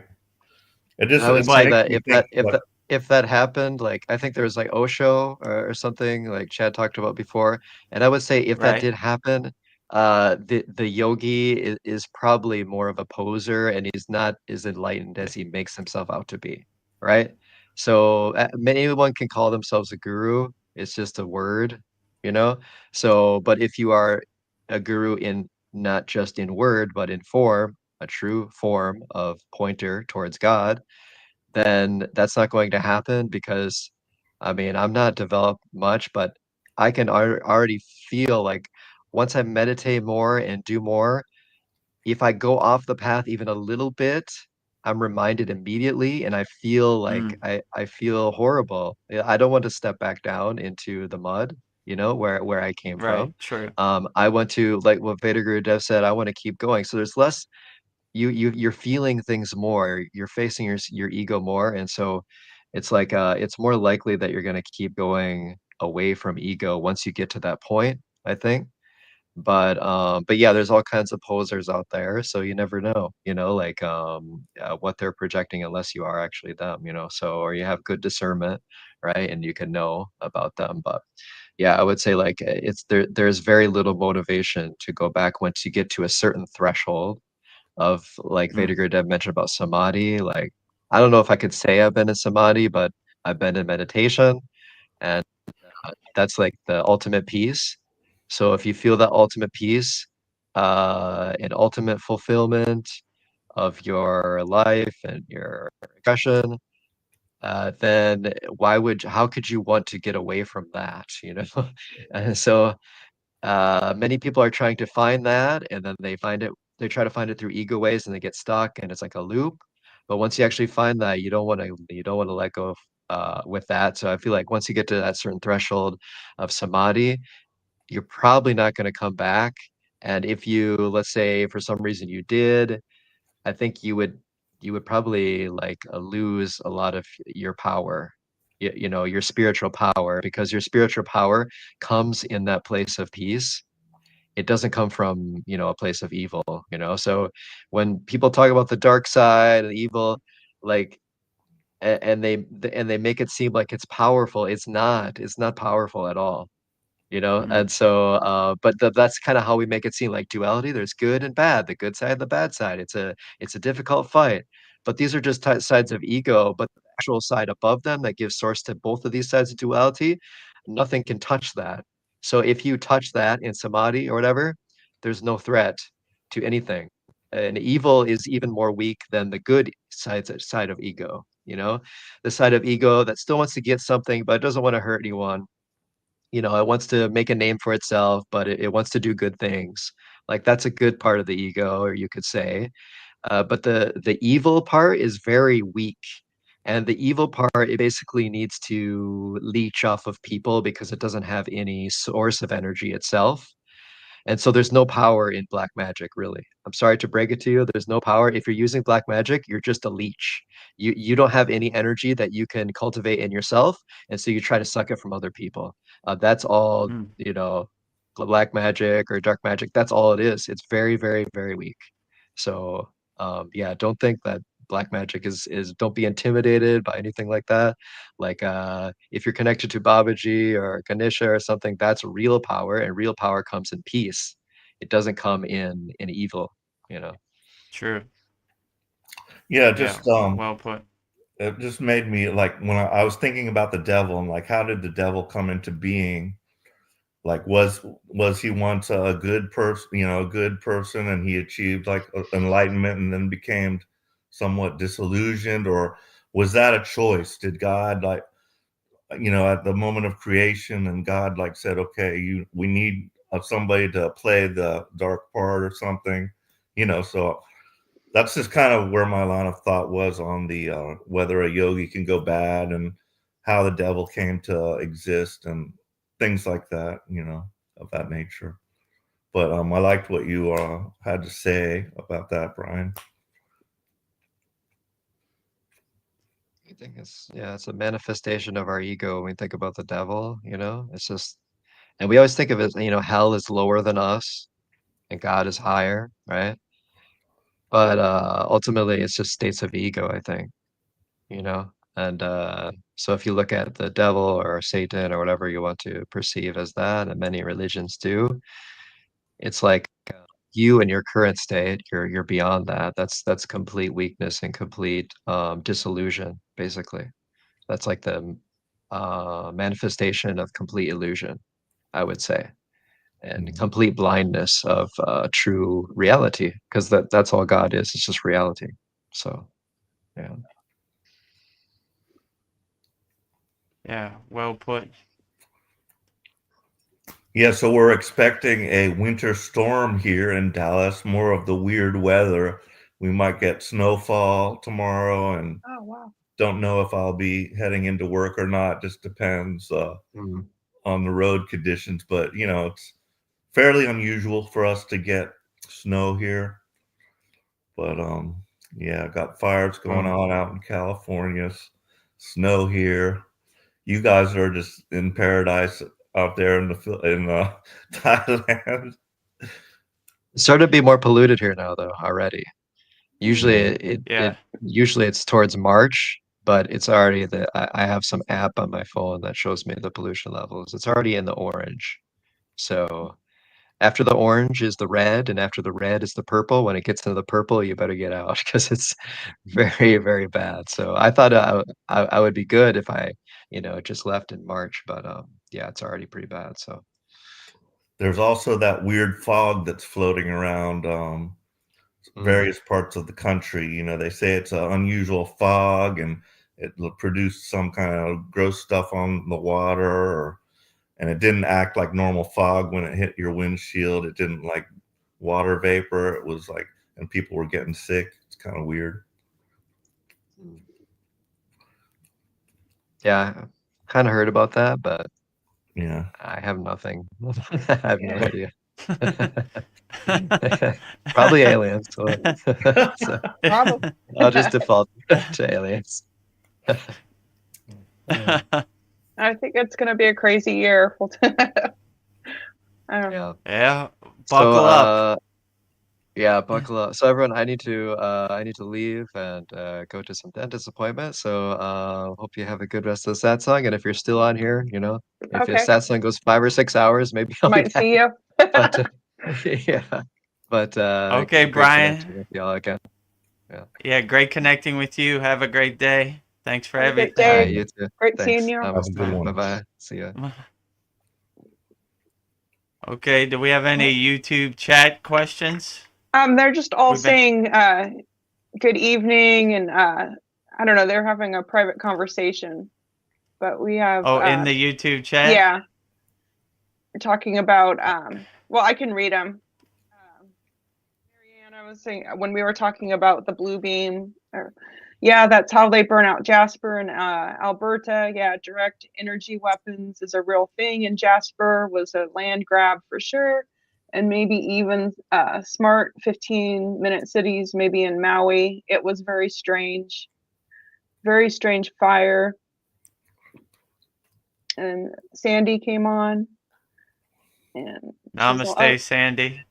Oh yes, Maui Yeah, also. Maui also. And then Okay. the next one. Deep State is trying their last attempts. Yep, could be. And then Mariana says maybe drones could evolve in a Project Bluebeam. Who knows? And then Matthew Whittington. Sorry. Good evening. Good evening, Matthew Whittington. Okay, great. Well, if you have any questions, post them in the YouTube chat. Feel free. We're an open book. We'll answer as many questions as we can, wholeheartedly. Well, it seemed like we were talking on the topic of like what spiritual success is, and it seems like what Brian was talking about is just letting go everything. I don't know. It seems like less is more, and just getting to the true essence of who you are. So I don't know. What do you guys think of like what is spiritual success for you guys? Yeah, I would say spiritual success is self-realization, vibrating on a higher frequency, just waking up happy every day. Just no matter what happens in the world, nothing shakes your state of stillness and calmness and happiness. You realize happiness is inside you as you, so you just are a walking glowing beam of happiness all the time. Like no matter what happens in the world, no matter what you see on the news, you just wake up with a smile on your face and say, nature is beautiful, the sun is beautiful, the air is beautiful, animals are beautiful, everything is beautiful, God is great, the source is great, Shiva, whatever you want to call the highest divinity is outstanding. So you just, spiritual success to me is just enjoying every moment like it's your last moment, and you just enjoy everything. You just become, in yoga, what they call a bogar, an enjoyer. You enjoy everything. You say, look at these guys, look at these lights over New Jersey. It's pretty funny.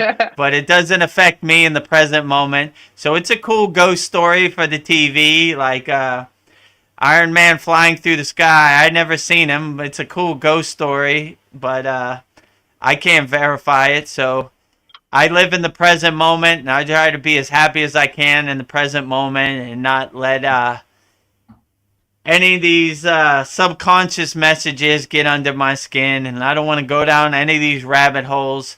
I want to cultivate and be the best yogi I could be in the present moment and stay as happy as possible and be a blissed out yogi as much as I can. Yeah. And not be in a state of fear. Be fearless. No fear, zero fear. They say be fearless every day as a yogi. No fear. Fear is almost like trash to me. Like, what is fear? I don't know no fear. What fear? What am I scared of? Life is so great. There's nothing to be scared of. I don't like, and I don't try to put my state in a state of fear. Like, the American news is like sticking my finger in a wall socket, like, can't do it. I can't watch horror movies no more. I don't want no fear around me. I want to stay in a state of fearlessness always, right? Like, so, and yeah, so you try to dissolve as much fear and laugh at their jokes because they're funny comedy shows, like. Don't get dragged into it. Like I said before, oh, look, there's lights over New Jersey. I'm not scared about it. I'm more like, isn't that what we pay the government for? What do they take tax money? They can't even tell us what lights are in the sky. They're fools, I'm not the fool. They're fools, like they're, that just shows you like, the people we're looking to for answers don't have no answers, right? Like, what are those lights in the sky over New Jersey? I don't know. Yeah, I don't know. Don't we pay you to know? No, gotta go. Like what? So, like, don't look to fools for answers because they don't have no answers, right? So I don't look to any of that. I use my own intuition and my own higher self I listen to my soul. The American news or whatever, it's a bunch of ghost stories from faraway places that I can't verify in my present moment. So it's a cool ghost story if you ain't got nothing to do, but I wouldn't attach myself to it. I just get my popcorn and watch the movie like, look at that. Lights over New Jersey. No one knows. Ooh. Yeah. It's like Kramer coming through the door in Seinfeld like, Jerry, like, oh, look at you, funny guy there. He's a funny guy, right? Oh, look at these lights. Government don't know, funny guys, It's so a mystery. You just get your popcorn and laugh at the comedy show. It's all a comedy show, and if it doesn't affect you in the present moment, it's like a tree falling in the woods. Oh, my AirPods just died. Oh, it's early. Yeah, so I bet all the Canadians out there are very happy about Trudeau. Oh, yeah, I heard that. Wow. Also, I heard something about like the United States Canada might become a part of the United States. That would be awesome. I think Trump wants to. One big country. No need for a passport to cross the border. Yeah, I thought I heard somebody say that the Gulf of Mexico, Trump wanted to rename it the Gulf of America. I heard that too. Like, yeah. So we'll see what happens. What were you talking about? Go ahead. Oh, that Trump wants to rename the Gulf of Mexico the Gulf of America. And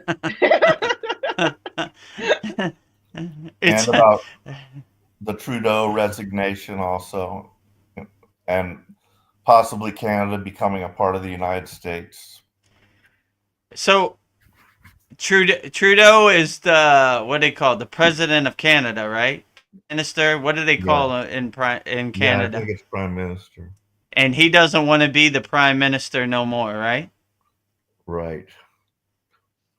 Well, I tell you, I went to Montreal for a retreat a couple years ago, and it basically was America already. So in the airport, they have an international section to the right, and to the left, they have American. If you have an American passport, you go to the left. So I went to the left, and I thought it was like a regular airport, and they had America Customs in the middle of Canada.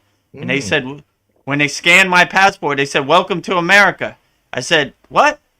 how can this be America? I'm in Canada. They said, you're in America. You're in America soil now. They had like a big Statue of Liberty and everything. And I was like, I'm in Canada. This isn't America. It's a different country. They said, nope, you're in America soil now. So they have some agreement. And when I flew back to America, Los Angeles, I flew into the domestic, not the international side of, and I was like, I guess I am in America. Wow. so they're pretty much America already. I mean, it looks like upstate New York or somewhere. They have Walmart and they have Northern American type of stuff. So I guess they are America already. Yeah. So Canada might become the 51st state of America. Mariana says that Trudeau resigned, but there's no prosecution of him for all of the crimes and high treason he committed. Yeah, well, that don't surprise me. Like, what I do? I not do nothing. What happened? What? I don't remember that. Yeah. Like, what's this guy? What's Joe Biden? Like, what'd my son do? He didn't do nothing. I pardon him. You will not be prosecuted for nothing. If a tree falls in the woods, we didn't hear it. So why would he resign if he didn't do anything? Yeah. Right? I don't know. Like well, whatever. It don't surprise me. It's a comedy show. A couple years ago, I watched this movie. It was called, what was it called? Idiocracy, and it was like, have you seen that? Like I love Costco. No, it's like the president of America is like a wrestler, and he drives a monster truck. Oh yeah, and so I was like, man, this could never happen. But now I think it's like a documentary. They loved this garbage food that they would eat. Yeah, they put like Gatorade on the plants, and they couldn't understand why the plants were dying or something. So I was like, yeah, it was like a death match to see who would be the president or something. Yeah, it's just total craziness and chaos. Yeah, you could see it. I wanted to read Mariana's comment. She says she wouldn't mind becoming state of Alberta or merged with Montana. And then as long as we keep our rights and freedoms and rights and get the beat from U.S. Constitution, North America Confederation sounds good. Oh, so they, as long as they get the Constitution of America. Yeah. Yeah. Oh, yeah. Well, okay, I guess. Welcome to America. You are now the 51st state. Canadians, right? Americans, Canadians, Americans, and Canadians uniting together as one. Okay, yeah. Like I said, when I went to Canada, it pretty much looked like New York City, like New York State to me. Like I was like, all right, well, I guess I am in America. Yeah, you're like, I thought I was here. But yeah, that kind of confused me. I was in the middle of Montreal airport, and they were like, "Welcome to America," and I was like, "How?" Like, but, and they had like it was like LAX. It was like all the American restaurants where I was like in LAX. I was like, how did I just get to America? I'm still in Canada, but. Yeah, I was like there with Homeland Security. They're like, "Sir, you're in America now." And I was like, "No, I'm in Canada." And they were like, "Sir, you're in America." I'm like, "I'm in Canada." They were like, "No, you're on American soil now. See me, American customs and flag, and look at the Statue of Liberty there." And I'm like, "Really? Okay." You're like, "Okay, I'll just go with it." Keep moving. And then my friends were on the international side, so I wanted to go back to meet them, and they were like, "No, sir, you're in America. You cannot go back to Canada." And I was like, all right, I'm stuck in America. So I'm like texting him like, listen, I'm in America now, so I can't come see you. Like, but We're like waving at him. yeah, you couldn't even see them. It was a walled garden. It was on the other side of America. And Mariana says, "Get the best." So. Oh, the best of the Constitution. Yeah. Not beat. Yeah. Well, you're more than welcome. Canada is already America, so welcome to the land of the free, the home of the brave. What do you say? We the people in pursuit of happiness. Yeah. Yeah, I don't think Trudeau can even go out in public. They will tar and feather him. Yeah, he's not popular. How did he become so unpopular? What did he do? Like, I don't follow the news. Yeah, maybe Mariana can let us know. Yeah, she has boots on the ground in Canada, so she can tell me from a Canadian perspective what happened. Yeah. I didn't even know he resigned, but I live in my meditation samadhi bubble, so I don't know anything. You know, only way I knew it was fires in America because my brother told me the situation. I wouldn't even known if he didn't tell me. I wonder how many other political leaders are going to resign. I don't know. I think this is just the start. I don't know. I guess we'll get our popcorn and see what happens. Yeah. Well, you know. Yeah. We'll see. You know, I remember I saw like people in America were pounding like if Trump wins, I'm moving to Canada. Now Canada would be America. Yeah, like, we're coming over. You go to Mexico or wherever. But yeah, so I don't know. It's just pouting like I don't know. Yeah. Who knows? You know, like. It's a funny comedy show. Like I said, I just get the popcorn and say, you know, like all this stuff. Like I don't know, sun over there, sun over here, two suns. Woo.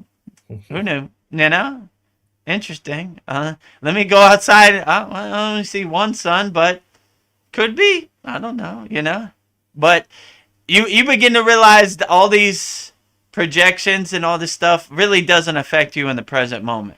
Now, if a flying saucer lands on your front lawn, then it affects you in the present moment. But if it doesn't, then these are all ghost stories that are people saying, you know, like, I don't know, what do they call it? Chicken Little. The world is falling, you know, go hide under your bed. But that's how these things work. They want you in a state of fear. If you're in a state of fearlessness, they can't control you. Because you don't care, like, and hopefully during the C word, a lot of people woke up and were like, nah. When they say go right, I go left. You know, like these people don't have my best interest in mind. Like, you know, like they're just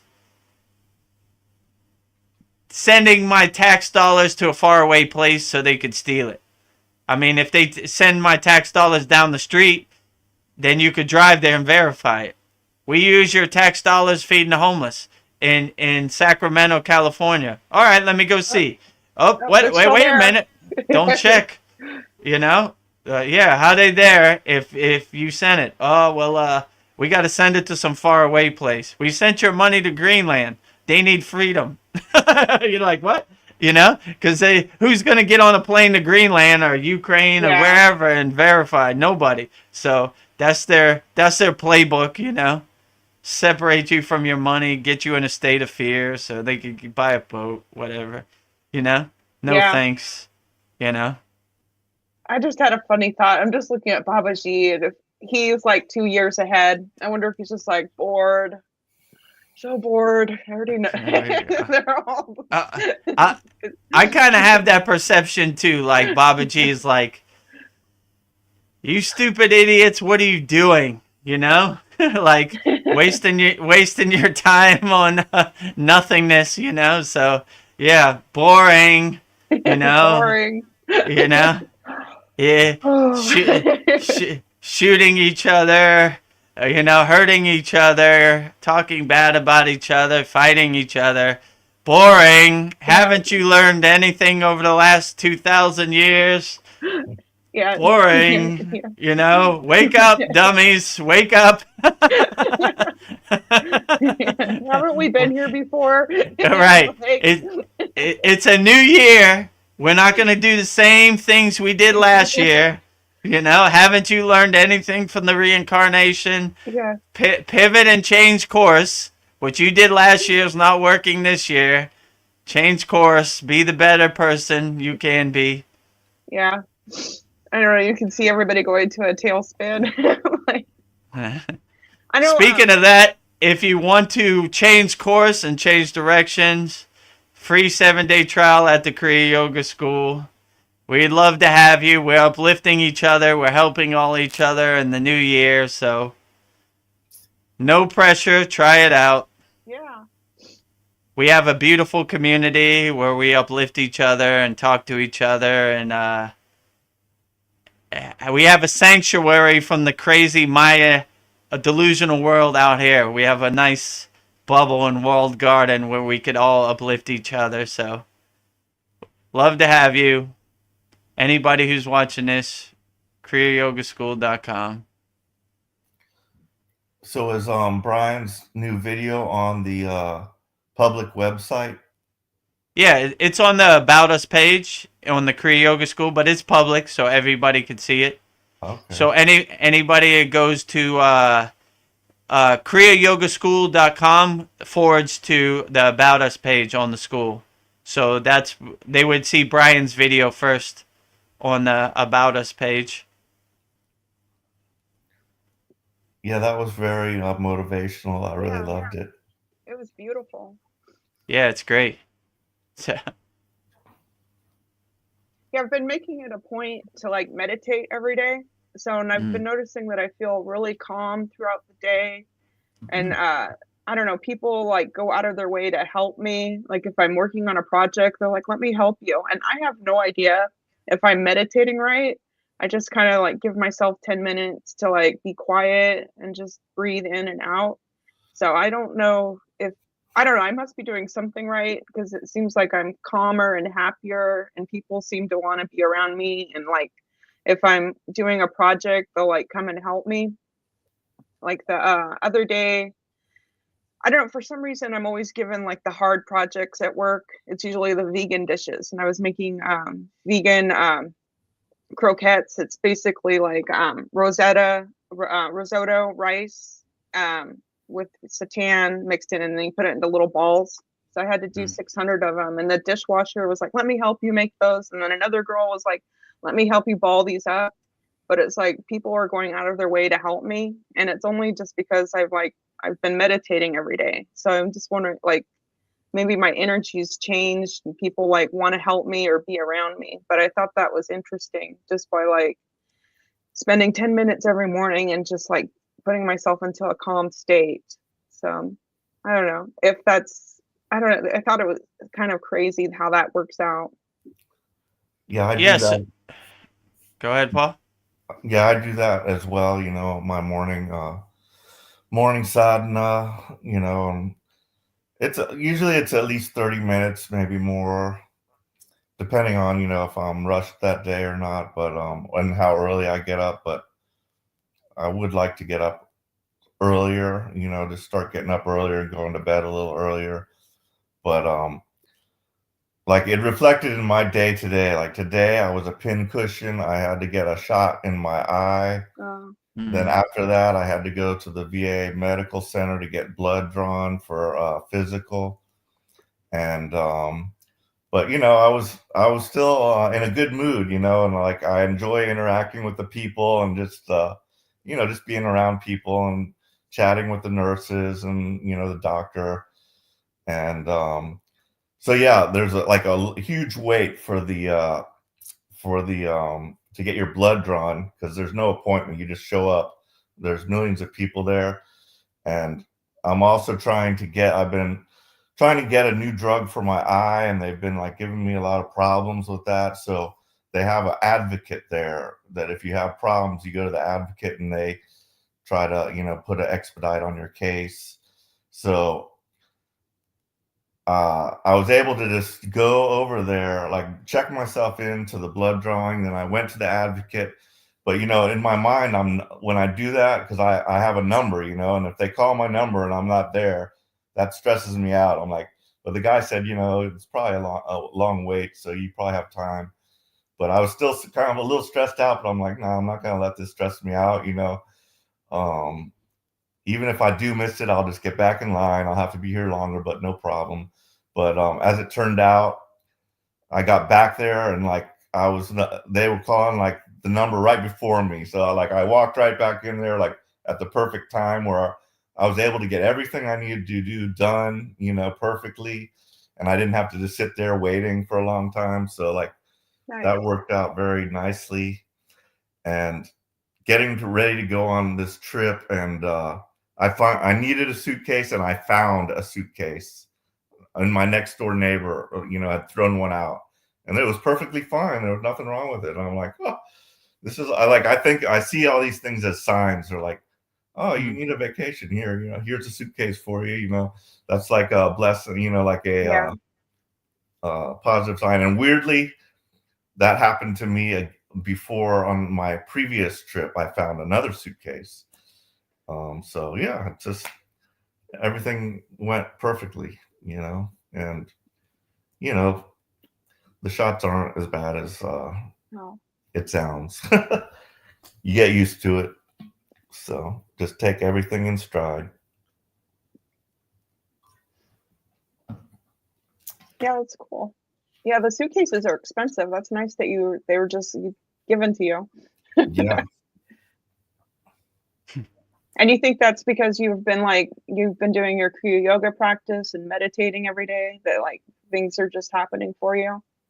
Yeah, I think that definitely helps, especially just being, you know, in an upbeat mood, and just taking, you know, everything in stride. You know, okay, you know, they're not approving me, but I'm not going to get mad. Like, you know, I think the lady was even telling me, you know, people get super mad and pissed off at the system, you know, and they take it out on that person that's there at the desk trying to help them. You know, they're like, you know, but you know, that's just a person trying to do their job. It does no good to yell at them. It like does not achieve, and you know, it just makes them not want to help you, basically. You know, so yeah, so I had a good experience.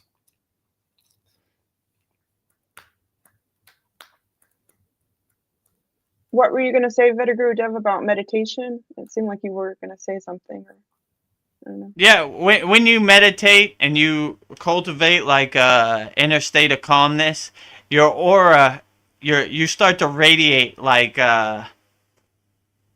better vibrations, and people can pick it up, and they don't know why they're feeling that way, like why they want to help you. They just go out of their way. They just enjoy being around your energy. So like they'll do whatever they can to be around your energy because it makes them feel good. So they don't know why. Like normally I wouldn't want to help Veronica make this, but I just want to be as close to her as possible, you know. So it's like a byproduct of doing yoga and meditating. It is your aura becomes more stronger and more vibrant and more pleasant to people, and they want to be around you. Yeah.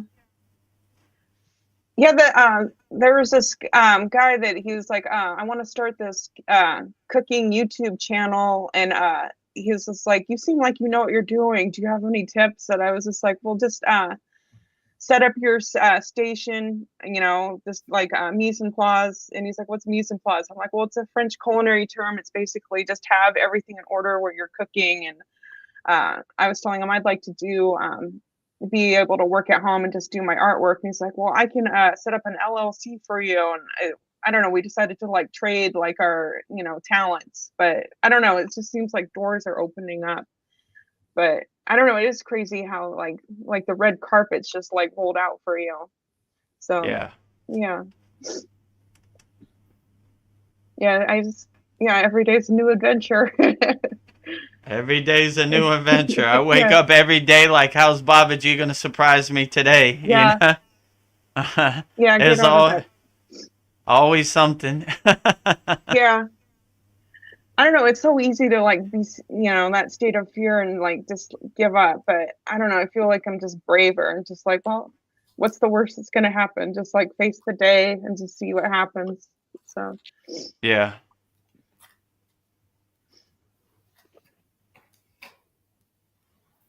so I don't know. I guess I will share this. I had an interesting experience.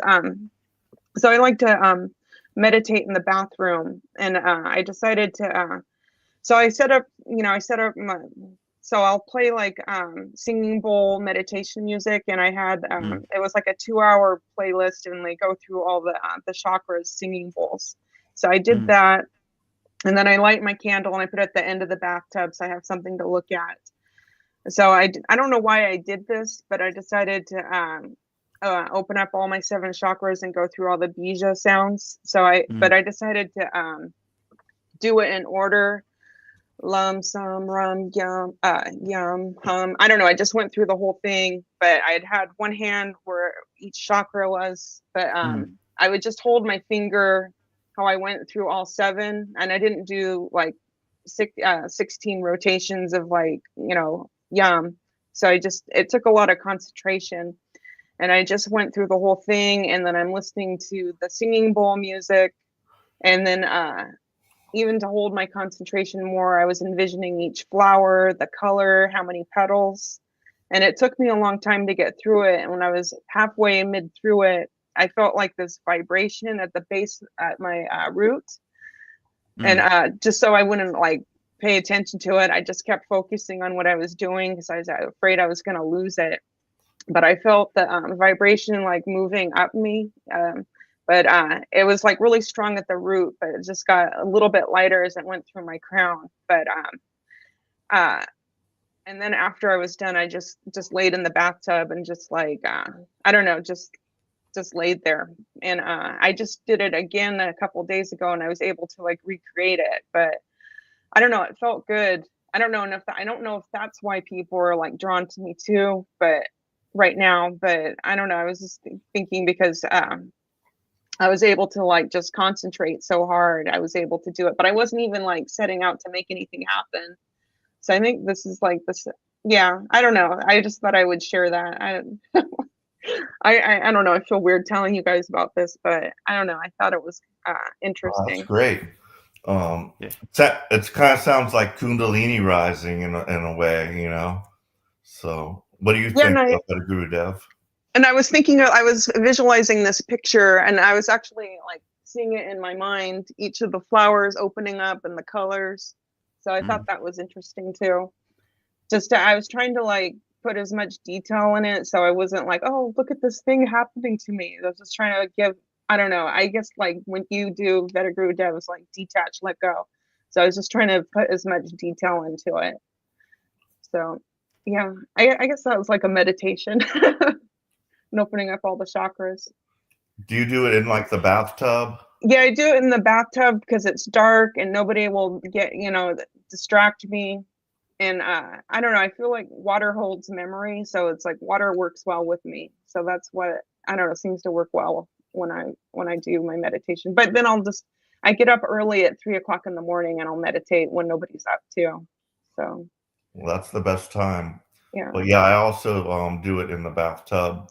Whenever I'm taking a bath, I'll meditate. Yeah, I have music. It might be like solfeggio tones or something like that, different frequencies or chanting, and I'll listen to that and just nice warm water and candle lit, and just it's a great atmosphere to meditate in.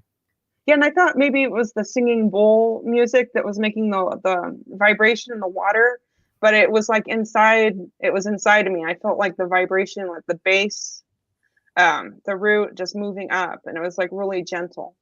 So I don't know. What does it feel like, Sadhguru Dev, when you open up your chakras? Does that sound like what it feels like for you, or? Yeah, it sounds similar to me. Like the lower chakras, the root, the sacral, and like the navel is more of like a heavy kind of energy.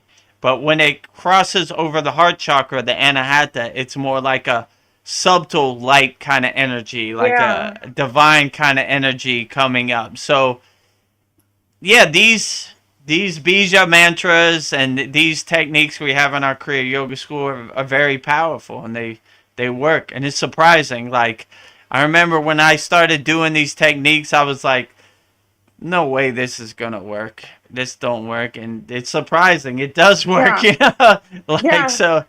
I thought maybe I was like imagining it too. No, it's really effective. It's dynamic and it's powerful. These techniques. So yeah, that's what I would say. But the more you do it, the more subtle it kind of runs in the background. It's like the soundtrack of your kind of life or your spirituality. Like even these mantras, you just get to a point where you say them so much that they just kind of loop in the background. And the same with like the bija mantras and your kundalini. It just kind of always is awake. Like once you reach a state, like in the first, it might be harsh or it might be dynamic, but you get to a point where you just say it so much that it kind of is Yeah. always kind of awake and uncoiled up your spine. Yeah, what I'd like to say about the class and some of the asanas. Well, one, I do like the Nabi. This was the prior class, but I do like the Nabi mudra, and I do Yeah. that as part of my practice now. That's definitely like great. I can feel it like, and like when I bend over forward, I like to be in the last class we did. I can't remember what the name of it is, and also the names. There's many names for these poses because in the last sad song I watched a little, and Veronica was saying about the mountain pose because they do call that mountain pose Yeah, in I my was thinking, am I crazy? Because I yeah, remember no, they called it was that's just what like they you're just call it in standing mine straight. also. So there's Mm. there's various names, so kind of sometimes gets confusing, hard to remember the names, but I can't remember the name of the one in the last class where you're on your knees and it's kind of Oh, like a camel and then you go down on your back. right. But I like to sit on my knees like that and do the Nabi mudra because if I try Mm. to do it cross-legged, that's a little harder. But if I'm on my knees, I get a better press into my guts there, and I can like kind of feel as I bend forward. Sometimes I'll get some pops, in my spine, which feels really good. And I was able to like get down and all the way onto my back for a short period of Mm. time. The one I really had a hard time with was the one prior to that, where your feet go over your head and your toes touch the floor. Oh That yeah. one, that one is very difficult for me because I could feel it that if I like went too hard, it was gonna hurt my neck. So I'm not that flexible in that kind of way yet. But as you said, just like little by little. But Yeah, yeah, so in that one, what's it called? Supine pose of firmness and light, number yeah, 15. You would roll onto your shoulders, not your neck, right? So to protect your neck, because you know your neck is sensitive, so you would always kind of want to keep the pressure on your shoulders, not on your neck. right. But yeah, it takes a little bit of practice, like but I would only say go as far as you can. You don't have to touch the toes over your head. Just go back as far as you can, then roll forward, or whatever you could do. You don't even have to go down to the floor. Just slowly and gently keep that rock and rolling kind of momentum. But I think they call it plow pose in my class. I'm not 100% sure, but they might call it plow or I might yeah, be. so the plow pose is that was our ninth pose we did in the asanas. Okay. So the plow pose is similar because you touch the toes over your head, right? Yeah. And but you don't have your fingers interlaced under your knees in the Okay. plow pose, but it is similar. And like I kind of said in the class, like it's like when you put your toes over your head, it's like the plow pose. When you come down to sitting, it's like the sitting crane pose, and you try to bring your head to your knees. So it's like the blending of two poses in one: plow pose this way, sitting crane pose this way. So it's it's similar to both of those poses, but it's like both of those poses in one momentum. Yeah. Here's a fun question. I think you'll like, Paul. I'm curious, Vedaguru Dev, like, you've been to a lot of ashrams, but what makes a good ashram in your opinion? What things would they provide? Or I don't know, maybe nothing. Like, Yeah, it's just good energy. It's pure energy that uplifts your soul. Like you could feel it. It's almost like a breath of fresh air when you go in there in good ashrams. It's like, oh yeah, the energy is good here, you know? oh, nice. Like, yeah, so it's basically like that, like a breath of fresh air, you know, like the sea breeze on your face right when you walk through the door.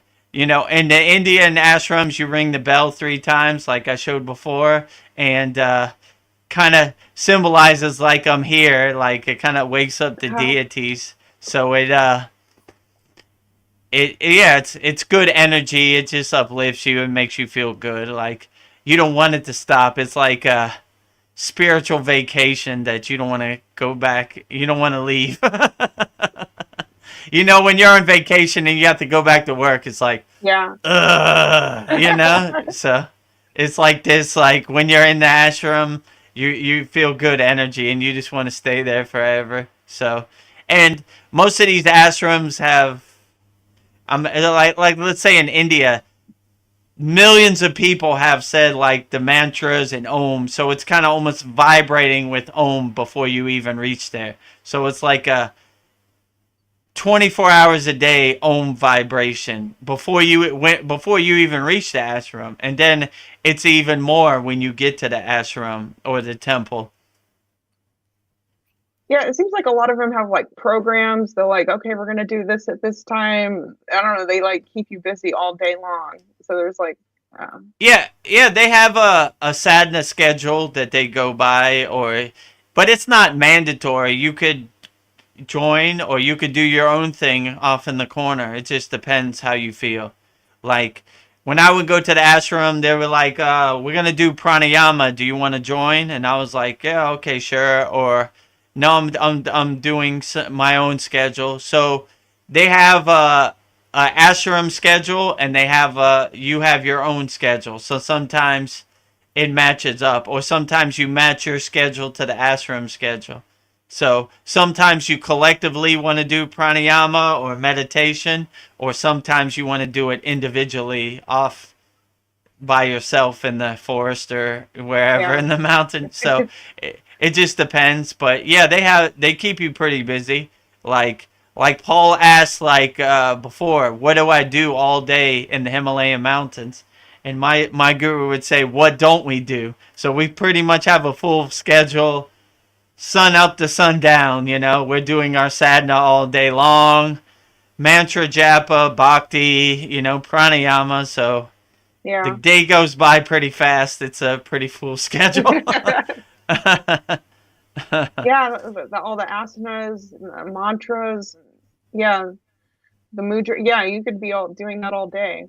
Yeah, when you go to the temple, they do like bhakti all day. So they're praising God all day, like puja, everything. Their whole day is filled with that. So it just depends where you're at. Like in our case, we would more break it up. We would do the asanas in the beginning, like right when the sun comes up, you know, and pranayama, meditation. Then we would do some other kriyas that we're trying to work on, and so yeah, it's a pretty full day, I would say. Yeah. Nice. On that topic, somewhere near me, they say it's like a spiritual vortex is Sedona, Arizona, and I've always wanted to go there, and just like feel the energy there. But yeah, I get the same feeling, at the yoga studio being around a lot of people. It's nice to just be able to practice with other like-minded individuals, True. in person and get instruction too, and help. So yeah, it's really Yeah. great. You know how, like, when you fill out applications, maybe a job application or just applications, they always ask you like what race you are, and I feel like my race is like whoever I resonate with. Like this school, I feel like you guys are my people. You are my race. But yeah, I feel like race doesn't even exist. It's just like whoever's like on the same frequency as you. I think that should be like how I answer race. But Human race. yeah. Yeah. Human race, right? Yeah. Like, well, who Yeah. cares what color your skin tone is or what your Yeah, like pronouns are? We're just all humans trying to navigate through this spiritual yeah. landmine, this crazy world out here. Yeah, that's like another way to separate us. Like I belong to this color. Like I have no race. I'm Yeah. curious if any of you like remember your dreams much, because lately, They're pretty powerful. Yeah, I do. yeah, and I've been writing that down. But yeah, lately I've noticed I'm remembering more dreams, and I want to remember them. I'd love to be able to like do lucid dreaming. And you were talking about astral travel. They also have what's that one where they just remote viewing. Yeah, remote Yeah, viewing. That's another it one. kind of seems like they're the same thing almost. Yeah, in a sense. Yeah, But I think with astral travel, it's more like you're actually there, whereas they just kind of get images and stuff when they're yeah, remote viewing. But yeah. yeah. I don't know. It would be a nice. I don't know, just to be able to verify things that you want the answers to. I don't know. That would be wonderful. And Well, guys, I'm going to turn in. My eyes are a bit fatigued. So, okay. have a nice rest of the Satsang, and I will watch it later. All right. Thank Have a you, good Paul. night. Yeah, Thank have you. a good night. Namaste. Good night. Good night.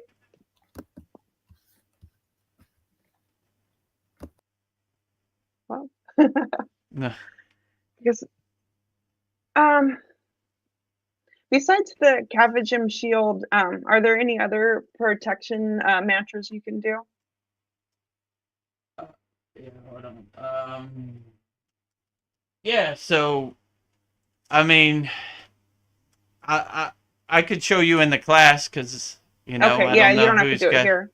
but yeah, we have other protection mantras and like different deities have different protections. Like Ganesha, remover of all obstacles, Shiva, pure consciousness, and so it just depends what protection you need because that would be what deity you would resonate. I mean, what mantra you would say the most. I don't know. Paul was talking about dreams. I was just thinking like something to protect you while you're sleeping.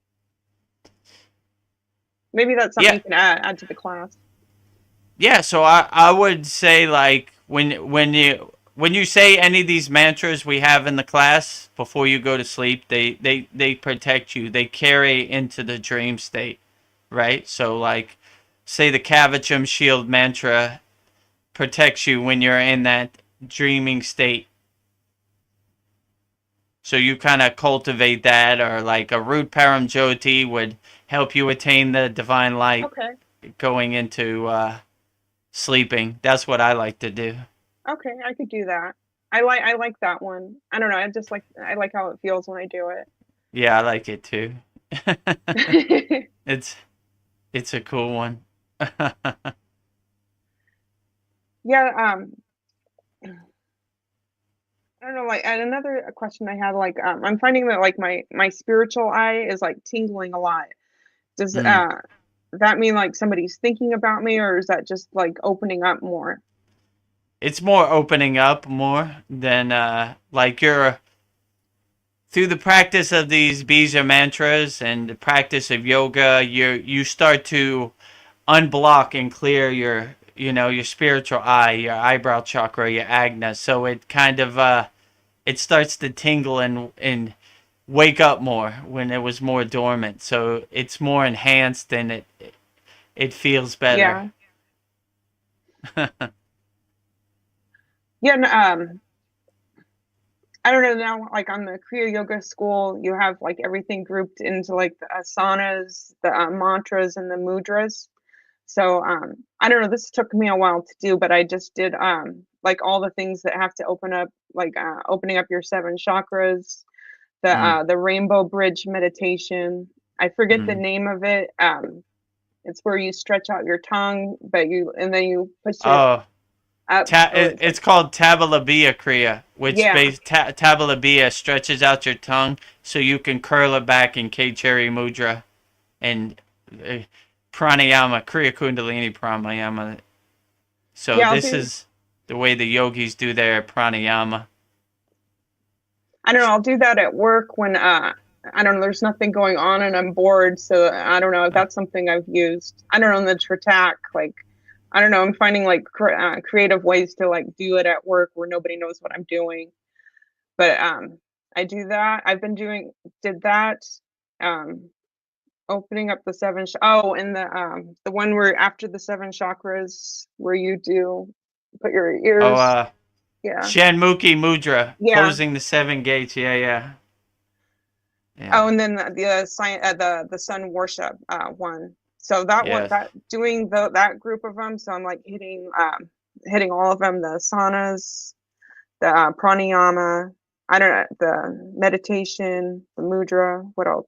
Yeah. I don't know. I did all of them. So I don't know. That was really powerful. I was thinking I might share that in class, but you kind of can make like your own like playlist of how you want to do it, pick and choose. But I thought, I don't know. Do you do that too? Kind of like Yeah. So I have my daily sadhana routine, which I basically same thing. I pick the ones that enhance me the most yeah. and make my own Kriya playlist, of what I Yeah, I don't do. know what.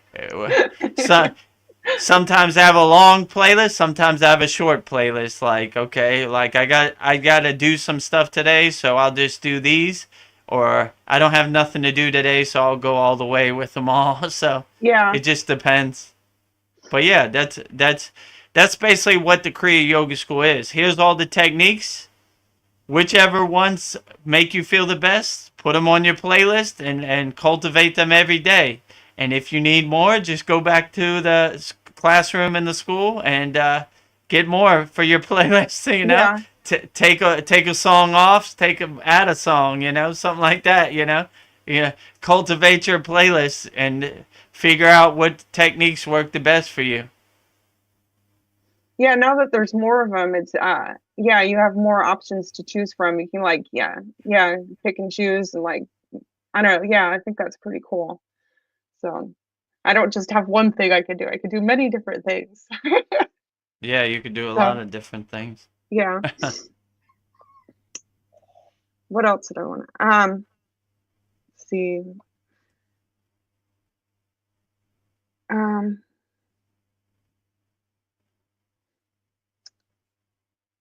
Trying to I had some points I wanted to go through. I don't know, but karma. I don't know. I feel like karma is kind of a trap. Like we really don't know how good. I feel like I need to shut the door.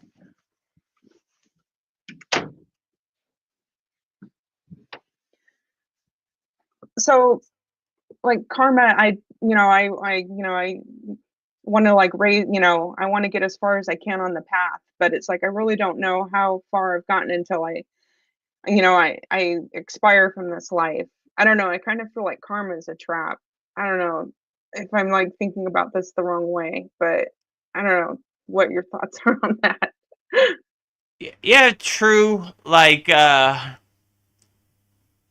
they say by doing your sadhana, your yogic practice, you're burning your karma anyway. So, like, it's not something I really think about too much. I do my Yeah. sadhana, my practice, and everything kind of takes care of itself. So, like, it, if you make it a trap, it will be a trap. But if you Yeah. don't look at it like that, like, I'm just gonna exhaust as much of this trash in my landfill as I can. I'm gonna burn as much of it out as I can. You know, through these practices, we're burning it. Through the yagna, we're burning it. So, like, we're it's is some way to cultivate your spiritual sadhana, but it's not like you don't really think about it too much. It's kind of Yeah. a byproduct of just doing your sadhana. You're just kind of going through your sadhana and indirectly burning up as much karma as possible. But it's not like today I'm gonna burn this much karma Yeah. in my practice, you know. So Like, it kind of doesn't work that way. It's kind of a byproduct of the sadhana you do. It just kind of yeah. burns off itself, you know. So that's Oh, the way that's I a, look at it. I don't know, that does motivate me to like get, do the practice and go as far as I can. I guess I was thinking like I don't know how I stack up till I get to that point. And it's kind of, but maybe I just don't need to think about it. Just, you know, just Yeah, I wouldn't think about it too much. I would just do the practice. You know, it makes you feel good. It uplifts you, and what are the byproducts and benefits that come from doing this Kriya Yoga Sadhana? Those are yeah. beautiful bonuses, but you know, that's not the end goal. You kind of uplift your soul, raise your vibration, you know, become self-aware, you're self-realized, and just realize the oneness, you know, no duality, oneness. So do you think, here's another thought, like everybody that's drawn to Kriya Yoga, were they probably like a yogi in their past life and we're just like continuing on with where we left off? I mean, could be. It's kind of a mixed grab bag, if you know what I'm Yeah. saying. Like, there's some people that just want to be the best person they could be in 2025, and there's some people that may, in past incarnation, had a resonance with Kriya Yoga. So it's hard to tell, Yeah. but it's basically for everybody. Like, even if you were on the path before or you weren't, it really doesn't matter because it can help you right now in the present moment. So I kind of recommend Kriya Yoga for everybody, and especially since the world is getting more and more crazier. Yeah. You definitely need something to clear out the mental clutter, the monkey mind, all that, because it's a true war zone out there. So get your mind right before you go outside the house. And these techniques really help that and help get you on the spiritual path lightning fast, if you know what I'm saying. Like, it helps get you there quicker, I would Yeah. say, than regular spiritual. And there's really kind of no fat in our Kriya Yoga school. It's like, all right, all these other people are talking about the stories. Babaji did this, Yogananda did this, Lahiri Messiah did this. We're like, Kriya means action yogi, so we get to the action. These are the techniques that we do. You have any questions? Feel free to ask me. I want to make sure you understand this wholeheartedly, and I want you to be the best person you could be. So I don't want to talk about the stories behind it or why this, why that. Here's the technique. Be the best Kriya yogi you could be, you know? Yeah. Yeah, I was thinking today what Kriya Yoga feels like when I'm doing it. I feel like it's like going to the gym, but it's for your soul, and you're Mm. like putting the work in. So yeah, I think that was how I would describe like Kriya Yoga, because you're not listening, you're doing the work, you're doing the action. So I feel like it's like going to the gym, but it's for your soul. So Yeah, I would say that's accurate. Like, Kriya Yoga is the gym for your soul. It's uplifting your soul. It's clearing out the boxes in front of your blockages in front of your soul, and letting your soul shine and be the best soul it can be. So it's Yeah. strengthening your soul, enhancing your soul, cultivating your soul, letting your soul be the best soul it could be. So, and all these Kriya yogic practices are spiritual practices. Even asanas are spiritual practices if you do it the right way. So it's like a meditative kind of practice. You're breathing into the posture. You're breathing into the stretch. You're cultivating a state of calmness. Even if you're in advanced posture, you're keeping a calm state of mind. You're not panicking. So they're all kind of lessons, and they all kind of stack on top of each other. Asana, then the pranayama stacks on top of the asana, then the dhyana meditation stacks on top of the pranayama, then the mantra japa stacks on top of the meditation, and then the bhakti stacks on top of them all. So you're like stacking it up kind of the more you do. So they all enhance each other, and they all kind of fit together like pieces of the puzzle when done right. So, and like you say, the way we do asanas isn't how you would do it in a traditional yoga studio. We do stretch, then we relax, shavasana. Yeah. Stretch, posture, relax in shavasana. So like it's more of a comfort and relaxation process than a painful hurtful process, struggling process. So like I say, pain blocks the flow of prana. So you always kind of want your prana to flow. If you're in a state of hurt, you're not going to enjoy the process of doing the asana. So you want to be in a comfortable kind of state. So that's why I always just go to a comfortable state, and if you feel pain, just come back down. There's no reason to hurt yourself. You don't have nothing to prove or no judgment here at all, So Yeah. So like the asanas, like some of them are hard. Would it be good to I don't know if you do this, do you do any like other, like going to the gym, lifting weights, or like running, or do you do any other exercise besides the asana to help you do these? I guess a little bit, but not really too much. Like I don't go to the gym or any of that stuff. I have like an exercise bike. Maybe I'll ride it while I listen to a podcast or something, or but not really too much. Maybe I should stretch a little more, because some of the videos I just went into it and I was like, oh, maybe I shouldn't have.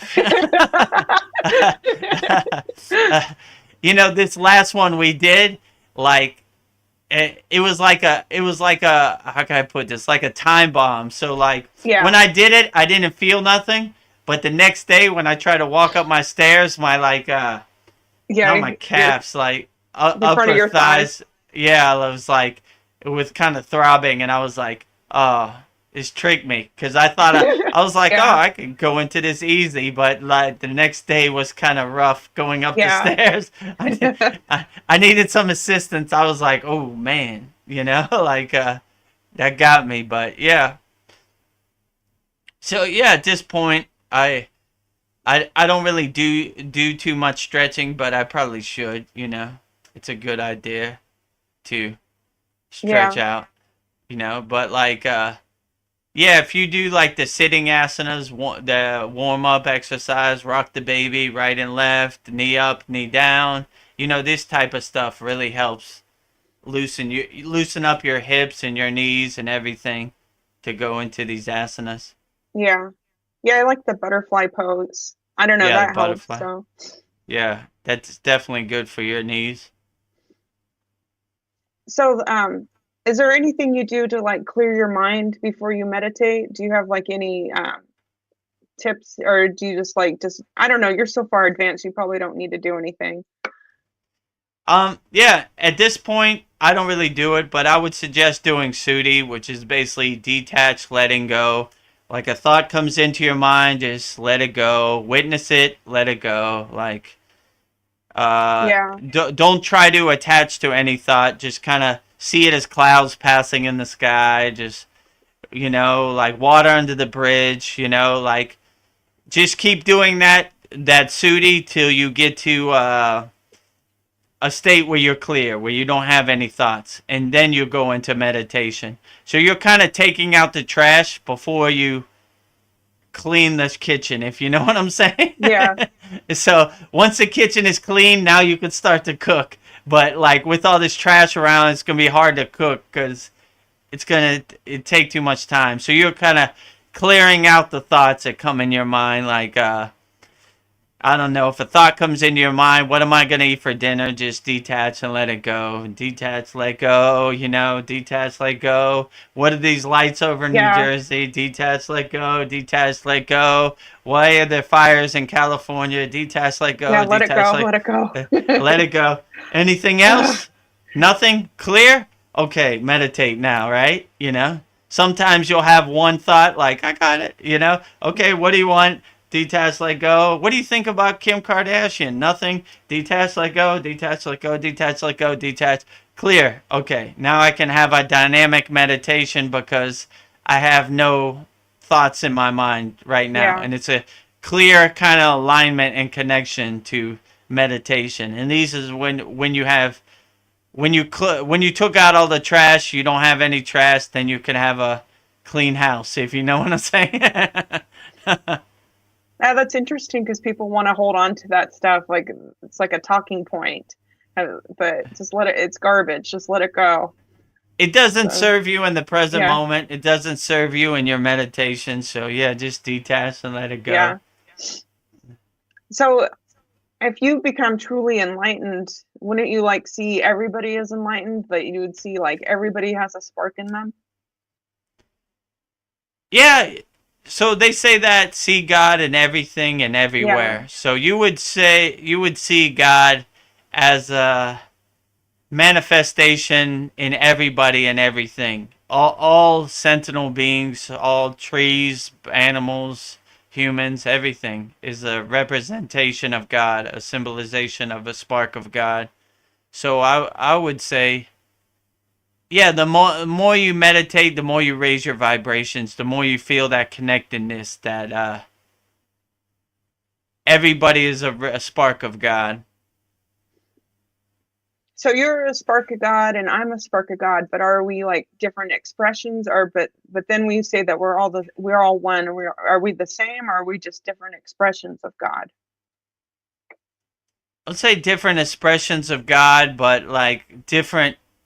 We're all at different levels on our spiritual path, and we all have our own experiences. Okay. So it's an expression of God, but in a different kind of way. Okay. Not meaning better or worse, all the same, just different, all equal. Yeah. I was thinking like if you do the Kriya yoga practice and you're like really, serious about it and you really do it, is that a way to like find out who you truly are? You'll get down to the essence of who you are eventually. True, absolutely. Yeah. So I would definitely say like these practices of Kriya yoga really help you realize your inner self, your true self.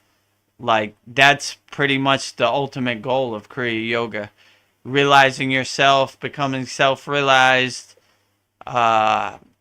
realizing your higher consciousness, letting your soul shine, all this stuff. So I would definitely say that helps.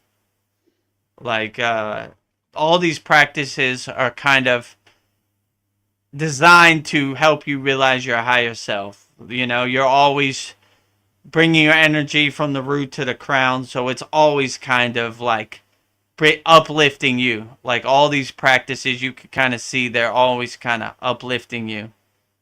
So that's what I would say. But they're definitely designed to help you realize your higher self. Yeah. My guru would say Kriya yoga is lightning path to self-realization, you know. Yeah, like you were in the music industry, and now that you look at it, do you like see like some of the songs that like lower your vibration, that they're like made? Oh, somebody's coming on. Yeah, you came. Namaste, Namaste. Vanessa. Namaste. I can't stay long because I work at 5:30 in the morning. Oh, no problem. Thank you for popping in. How are you guys doing? Wonderful. Good. How are you? I'm doing good. Just started my new job, so I've been here for like almost a week. So lots of orientation and Yeah. just 12-hour days, so it's a long time, but I'm good. Yeah. How are you doing, Veronica? Good. Yeah. Yeah. We had a Canadian question about Trudeau. Why did he resign? Do you know? He didn't resign. He said he intends to resign if his party can find a new replacement, but I think they're down to something like 35 people they can choose out of, and not any of them are really great candidates. And if anybody steps into his seat, there's still going to be a new election anyway, so you might be a prime minister for a few weeks at most. So it's really sad, our state of our country right now. It's quite embarrassing, and I don't know what to do, but it's not good. But no, he's ruined. A lot of people have let Canada kind of lose its sense of whatever Canada is supposed to be. But yeah. Veronica was telling me that Trump wants to make Canada the 51st state. I heard that, and I thought it was a joke, but then I heard him in an interview where he's actually, I'm like, which I don't think that's the great solution either. I'm not sure what to do, but I don't know what happens when you start doing stuff like that. Like, I don't think it, because I'm like, how you would have to forcibly take that over, and it's not like I think the only way you can make that happen is by forcing that to happen, which is not a good way to make something like that happen. You know, I was telling Veronica I went to a retreat in Montreal, and when I went through Montreal airport, they said, "Welcome to America." So I was like, how is America in Canada? So I was like, pretty much America is almost Canada kind of already. They have some kind of agreement, and it looks like America, Walmart and everything. So because it's like they call everything North America, but then you got the United States of America, and we're part of one big continent that they call America or something. I don't know. But yeah. Yeah, when I went through Montreal airport, they were like, "Welcome to America." And I was like, "What? I'm in Canada. I'm not in America. It's a different country." Weird. They were like, "No, you're in America. You're in America soil. See the Statue of Liberty there?" And I was like, "Why is the Statue of Liberty in Canada?" So like me and the customs officer for 5 minutes were going like, "It's Canada. No, it's America. No, it's Canada. It's Canada." I was like, "Oh, that's all weird. right, sir, go into America." And I was like, "I'm in Montreal. I'm not in Canada." You know, so like they were like, "You're on American soil now." And I was like, "Can't be. I'm in Canada." So whatever. We like through like Ontario in that area, there's like the border shares like part of Niagara Falls, like kind of stuff. Like I don't know, but yeah, I'm not sure what happened through your experience there. We call it Canada. Yeah, I call it Canada too. But well, if you're a part of America, welcome to the land of the free, the home of the brave. Yeah, we're supposed to be free. Supposedly, you know, on paper, that's what it says. I don't know how free we are in reality, but you know, whatever. I know. I'm like, yeah, I don't know what you guys have been talking about tonight, but it's just the world feels very strange and everywhere. But it's just like sitting back and I feel like I'm just observing things, and I try to be an observer so that I don't get too caught up in the chaos, because everything doesn't make sense right now with anything. Yeah, true. So, yeah, I don't know. Yeah. Yeah, like I always say, just get your popcorn and enjoy the movie and laugh at the comedy show it is. Like Paul was asking about the drones earlier, and I was like, these lights over New Jersey, who knows what it is, right? Isn't Yeah. that what we pay you for? That's where our tax money goes, so you could give us answers. Who knew? So Yeah. you just gotta laugh at the comedy show it is. Like it's crazy out there, but if you have the right perspective, like kind of a detached kind of witness perspective, you can't get really attached to any of these narratives. They're all cool ghost stories for movies, but Yeah. if it doesn't serve you in the present moment, it's just a ghost story that you shouldn't attach yourself to. Just be happy in the present moment, and if aliens knock on your front door, then it serves you in the present moment to know about aliens. If they don't knock on your door, just a bunch of cool ghost stories for TV, Yeah, that's true. Like because really, in the big scheme of things, all that really matters is our now in our reality.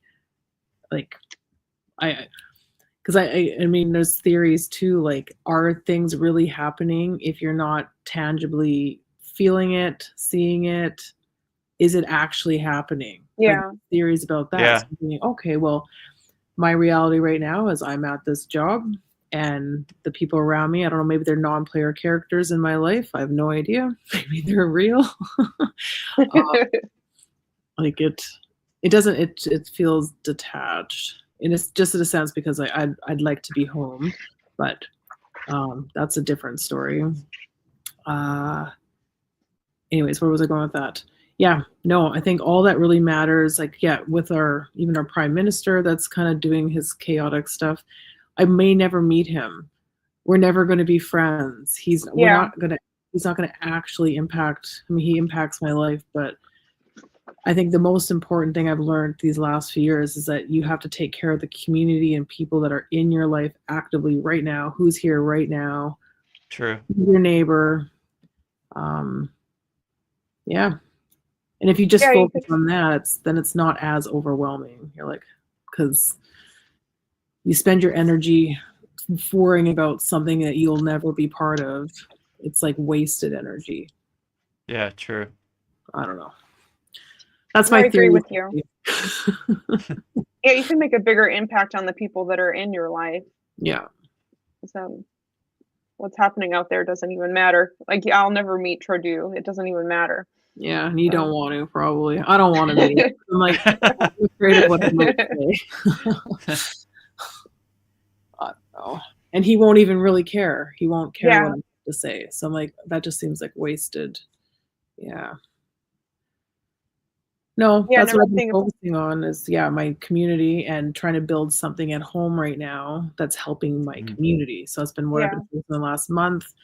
And I'm hoping that it will help me be home more. So that's what I've been putting out in my affirmations is like, I want to be home. I want to earn an income at home so I don't have to travel for work. And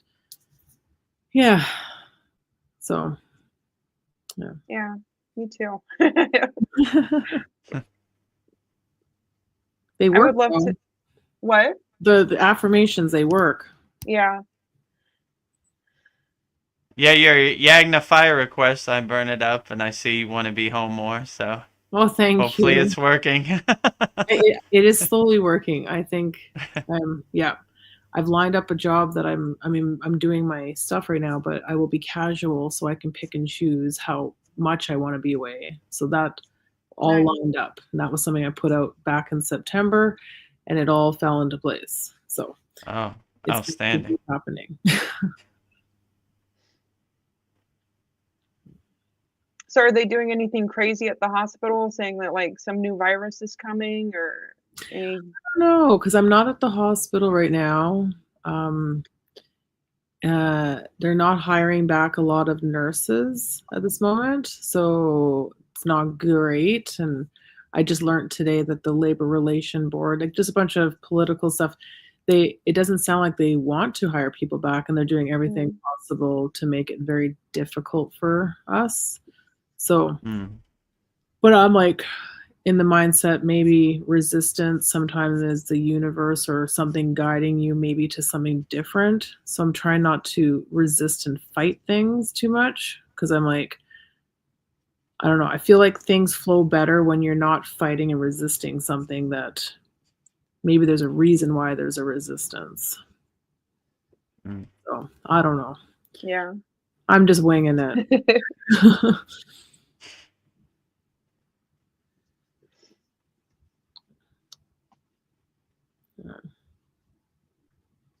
Oh, what I was asking before is like, do you feel like music, Vedaguru Dev, is like a way that, like, is a way to like lower people's frequency? I mean, if you're on that lower frequency, it maybe can affect you Okay. subliminally or subconsciously. But like in my case, all the inner work I've done, it's kind of my shield is up and it doesn't affect me. Like Yeah. no real lower frequencies can affect my higher frequencies. Like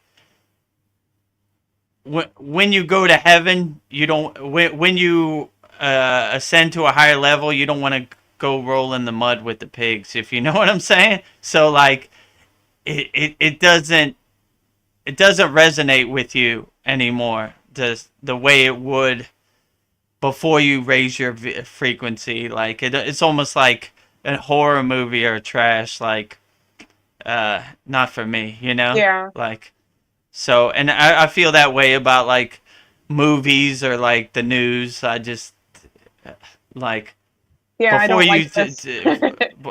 before somebody said it today, I didn't even know Trudeau resigned or whatever. I had no clue what was going on. I didn't know there were fires in California till somebody told me about it. I just live in my own little bubble, and my happy place is very beautiful. So I go there and will close my eyes, and I don't really, you know, because you kind of realize the outside world, you can't really control it, what happens, Yeah. or it's just a good movie to watch from a distance as a detached witness. So that's kind of how I look at it. Like, you know, like Yeah, what I don't need to know about this. what are these crazy monkeys doing today? Yeah. You know, they still throwing poop on each other. I guess they are. Well, no, some things don't change, you know. Oh. So yeah, that's kind of how I look at the music industry. Like, what are these crazy dudes doing? Yeah. You know, what are they Garbage. talking about? Yeah, it doesn't really resonate with me. So the music I listen to are like mantras and devotional songs, you know. Yeah. So people think I'm listening to music. I've listened to that very little. What I listen to, uplifting music, you know. I like hearing people singing mantras and this type of stuff. So I was curious, like when you got on this path, did it take your family a long time to accept it? Like your parents and your brother? I don't know if they still accept it. Oh, they're still. I mean, they yeah, I don't know, but it's kind of between me and God, you know, like if people accept it or not, that's their problem. It's not my problem. So I just kind of do what I do to help me, what helps me be the happiest and what helps uplift my soul and free my soul. That's what I do. And if you want to come along for the ride, great. If you don't understand it, that's great too. It's not for everybody. It's not really meant for other people to understand it anyway. It's between me and my soul, and you know, I'm gonna do my inner work, and if you accept it, cool. If you don't, that's okay too, you know. So that's that's kind of the way I look at it. Like, I'm committed to doing the inner work, and if you don't accept it, and if it doesn't come in line with your spiritual ideas, that's okay too, you know. We all have our different paths, so yeah, you know, so I mean, I'm sure my mother would appreciate it if I went to Christian church every Sunday and all that, but that's just not my path. But if it helps uplift you, God bless you, you know? Why Yeah. not, you know? Like, I'm not trying to tell anybody who God is or anything. I'm just, these are the techniques that help me. If they could help you be a better person, absolutely. Mission accomplished, you know? So I'm just trying to help as many people with Kriya Yoga as Kriya Yoga's helped me. So Yeah. that's kind of the way I look at it. I don't know. You've been on this path for a while. I was just curious if maybe like they ask you questions and want to know more about it, but maybe they don't. No, not really, but sort of, you know, like indirectly, like basic questions, but not like in depth. Like Yeah. they don't. My mother doesn't wear all white and praise Babaji the same way I do. So she has her own spiritual path, which is great. You know, Yeah. I appreciate it. You know, I'm not trying to tell anybody what's right or wrong. Just do what helps you the best and uplifts your soul. And if you're helping people and not trying to harm people, then it's beautiful also. My guru used to say there are many paths to the mountaintop. There's no real right or wrong path, long as you get to the mountaintop. So if you get to the top of the mountain by other spiritual traditions, that's perfectly fine too. Just do what resonates and works best for you. That's the best path. It's like babies that learn how to crawl, and then some of them, they crawl on their bums and scoot on their bums, but they Yeah. all end up walking eventually. Yeah, we all get there somehow. Yeah, we all get there somehow. So if you scoot on your bum or you walk, it's still walking, you know. Anyways, I'm gonna have to go to bed because I have to get up in 6 hours, and I don't want to have to get up in 6 hours, but I'll do. So It was good seeing you. Yeah, good seeing you, Vanessa. Thank you for popping in. Too, so Yeah, you're welcome anytime. Come anytime. okay, good night. All right, good night. Have a great night. That was cool. Yeah, and I think like 4 or 5 people were watching tonight that came on and just say hi. So yeah. Yeah, there were some people I've never seen before, like what's that? Matthew Winnington and Sandy, and there was some other people. Yeah, A Mariana. Andromeda's Mariana, right? Yeah. Yeah, Sandy, and what was his name? Sorry, Matthew Whittington. Somebody asked us, "What are we doing on here?" Yeah, I what is this forgot that. about? Oh yeah, Whitney. Oh, Whitney, yeah. Yeah. Yeah. Yeah, people probably get on like, what are they talking about? We're just like all over the place. Yeah. We don't have no like topic. We just let it flow. It's kind of like a hangout, like a like a gathering. You just talk about whatever, like a spiritual kind of sanctuary where you could just talk about whatever you want with like-minded people, community, so all that. Yeah, we're just having a conversation. Yeah. Well, yeah, I was always just kind of think of this like a Joe Rogan. We're just talking. We'll just see where the conversation goes. Yeah. So if you ever watch Joe Rogan, he talks about everything: comedy, MMA, fighting, science, spiritual science, and everything. I don't know, everything. I mean, I don't. Yeah. There's all kinds of. He's all over the place. You know, there's no one thing you could say he talks about. It's a little bit of everything. Yeah, we talk about everything, right? I was watching because I do stuff and I kind of listen to him in the background. Yeah. And he had this guy, I forget his name. I saw Chad kind of make a video about this. It was like Wef Hoffman or something, and he was talking about why Billy Carson is wrong.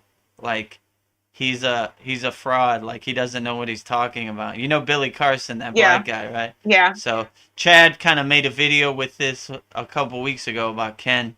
So yeah, oh, whatever, you know. I think Billy Carson will bounce back from this. I don't know, but I don't know.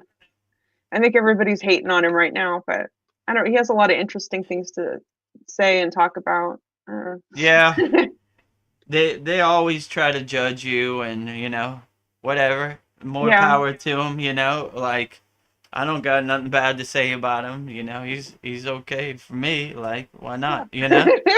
I like different perspectives, you know, like when working with Chad, it kind of opened my mind up to, Yeah. oh, there's a soul trap. I never knew, you know, like I never knew about any of this stuff. So I didn't even know who Billy Carson was till Chad, you know, told me about it. So like, yeah, so why not? You know, people are easy to throw mud on you, but they don't look in the mirror and and see their own ego. So I try not to judge any other yogis or anybody. Yeah. I just, you know, okay, wish them all the best.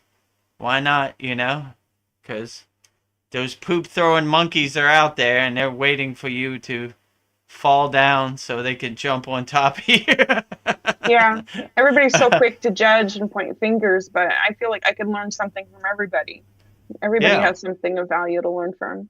Yeah, absolutely. So Yeah, and with Kriya yoga, like you know, like I'm open to everything, but I think like Kriya yoga opened up my mind to like not being attached to it, and like yes, yeah, there's smog, there's there's drones in the sky. Okay, I'm not, you know, like maybe before, you know, I might be like, oh my god, but now it's just like, oh, yeah. that's what's happening. Like, Yeah, that's kind of when you get on the spiritual path, it helps kind of detach you from it, and you realize you can't really affect the outcome of any of these things. So why would you be attached to it? It's like trying to change the end of a movie. The movie's gonna end the way it ends, and yeah, no matter what you think about it, it's not gonna change. So it's gonna be whatever it's gonna be. So let it happen the way it happens. You know. yeah, yeah. Yeah, just do the best I can every day, and you know, like maybe I'll be surprised. It'll be a new adventure. See what Babaji has in store for me. So, Yeah, absolutely. yeah. Well, I think we're gonna make it 3 hours again. Like, Okay, what are we at? yeah, We're almost at 3 hours yeah, right now. yeah. Oh, I want. Yeah, I feel like, you know, the last class we had, I thought it was really cool. Um, I'm having a brain fart. Oh, Sasan it's had his daughter come on. I don't know. I yeah, I feel thought it like was cool that's too. inspiring. Like, you know, that's, I don't know. It inspired me and like fired me up. It was like, oh, we're like in, you know, new, you know, that's a new yogini. I don't know. I thought that was really, I don't know. That was really powerful. Yeah, and you So, don't know who indirectly this affects, right? Like, I never knew Sasan had his daughter next to him. Like, yeah, so, and he was showing her the asanas and, you know, the practices in our Kriya Yoga school. But that's a beautiful thing. So even though you think it's just us here in our community, you never know who is affected by these satsangs, or who's affected by Chad's interviews, or who's affected by their father showing them the practices in the Kriya Yoga school. So I thought it was a beautiful thing, and yeah, it almost brought like a tear to my eye. I was like, yes, you know, yeah. we're reaching the youth, you know, more. You know. Yeah, I think you always wonder like why, you know, who, you know, why am I doing this? Or like, you know, but then you see like the results, you know, you see the fruits of your labor, and it's just like, oh, that's why I'm doing it, because you don't know who's watching or who you're inspiring. So yeah, I just, Yeah, Yeah, exactly. Like, look at the chat. Like, who is Whitney? Who is Matthew? Who Yeah. is a Sandy? Like, we love all these people, you know, like aspiring yogis trying to figure out why they resonate with Kriya Yoga. We're here. We got a platform. We got a community. We all uplift each other. Come join us. Yeah. The door is wide open, you know, like, don't worry about nothing. You know, you want to learn Kriya Yoga? We don't got no stories. We got techniques. Let's get to work today, you know? let's let's stop talking about it. Let's start doing it. So, yeah, I Yeah. think it's a beautiful thing. Yeah, people complain about things, but I feel like, now I have like a resource. I can have like an action. And I do feel like Kriya Yoga is like going to the gym, but it's like, for my soul. So yeah, it's just like a muscle. I just need to keep working at. So yeah, and you're not like I'm not in a state of fear. Like I have resources. Yeah, definitely. And you know what to do when something happens. Like, I'm getting in a state of fear, or I know what to do. Let me pull out my Patanjali's 9 emotional release Yeah. techniques. Let me do this, you know, like all these meditations, all these pranayamas, they're all effective. Like, they all help. All of our classrooms, asanas, mantras, mudras. I mean, mantras definitely get you into a state of calm because you're focusing on each mala bead or each mantra where you don't have time for the monkey mind or the mental clatter Yeah. that's around you. So yeah, definitely they're all real effective and work great. I think that's a good place to end it. Like, Okay, did you have sounds anything great. did you have anything else you wanted to say, or? No, not really. This week's class, what class would this be? 45, right? Yeah, the last one was 44. 45 will be the next one. And And then we have a fire. We have a holy yagna fire. I think Monday, really, Monday it's coming out. the Okay, 13th. I need to put that in the calendar in the school. Yeah, Monday. Wow. Like, Yeah, it's, so yeah, it should be great. yeah. Like and yeah, so it's going good, and hopefully 2025 will be a good year for the Kriya Yoga School, which I feel is going to be pretty good. So Yeah. keep on I keep on keep on keeping on. Yeah, keep on going. I don't know. I'm enjoying it. I don't know. I feel like I don't know. Just these talks. I feel like it like keeps me inspired. So hopefully Yeah, more me people. too.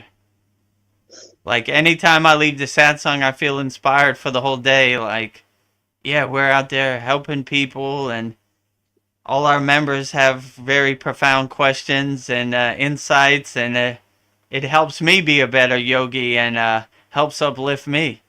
So yeah, I really appreciate it also.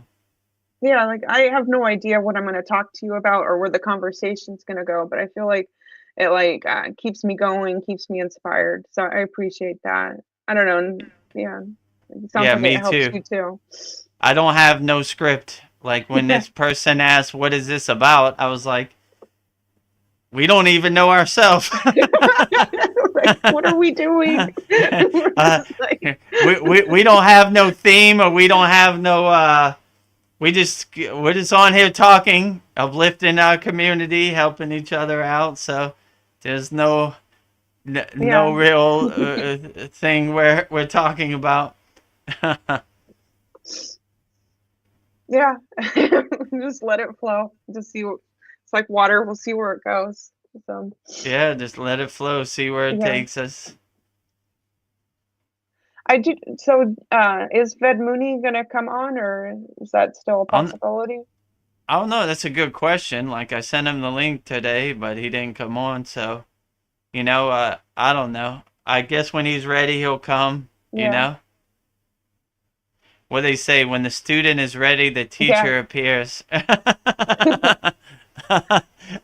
He would see me more as a brother, not his teacher, for sure.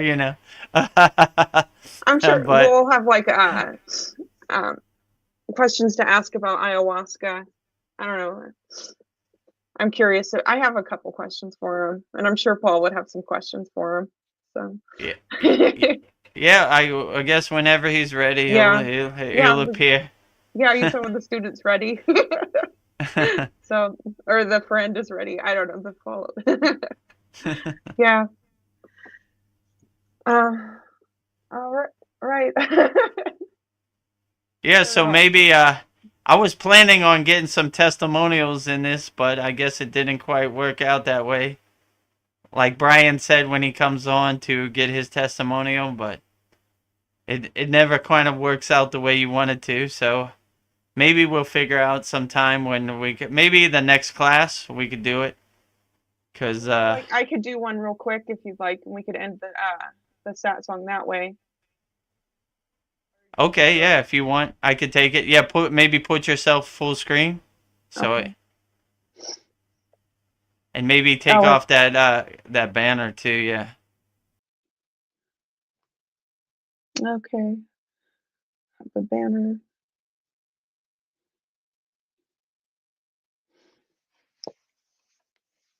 Hi, my name is Veronica Fochek. I joined the Kriya Yoga School in March of 2024. So I've been practicing Kriya Yoga for almost 10 months. And I don't know, it's made a big difference in my life, just how calm and how I approach life every day. I don't know, I do feel like it's like the gym for your soul, just strength. We do, I don't know, you take action with Kriya Yoga. We have asanas, the physical, the pranayamas, the breathing, the meditations for your mind, your soul, practice mudras. Um, I don't know. I feel like it's like a whole toolbox for your soul, and I don't know. I don't feel like I go into fear anymore. Like I have a way to like handle life. So I don't know. And just meditating every day, I feel like calmer and more peaceful. And I don't know. I feel like people are more drawn to me just meditating every day. And then the sat songs, we have a community where we all talk to each other, and we have like our soul family. And I don't know, and everybody's welcome. Everybody who, if you have a question, I think the sat songs are very helpful. And then we have the classrooms that we do, and we go over techniques. I feel like that's the school, where we're learning things, the school part. And then we have the fire yagna, holy yagna fire burning ceremonies, where you can burn all of your blockages, all your fears and worries, which is really powerful. So I think if I don't know, the Kriya Yoga School sounds like something you would like to do. I've found that it's very powerful, and I don't know, I recommend it, and like it'll put, it has been very helpful for me. So I don't know, give it a try. I know the Kriya Yoga School, you can join for 7 days and decide if it's something for you. But it's a whole community that will support you, and yeah. I look forward to seeing you, and I don't know, thank you.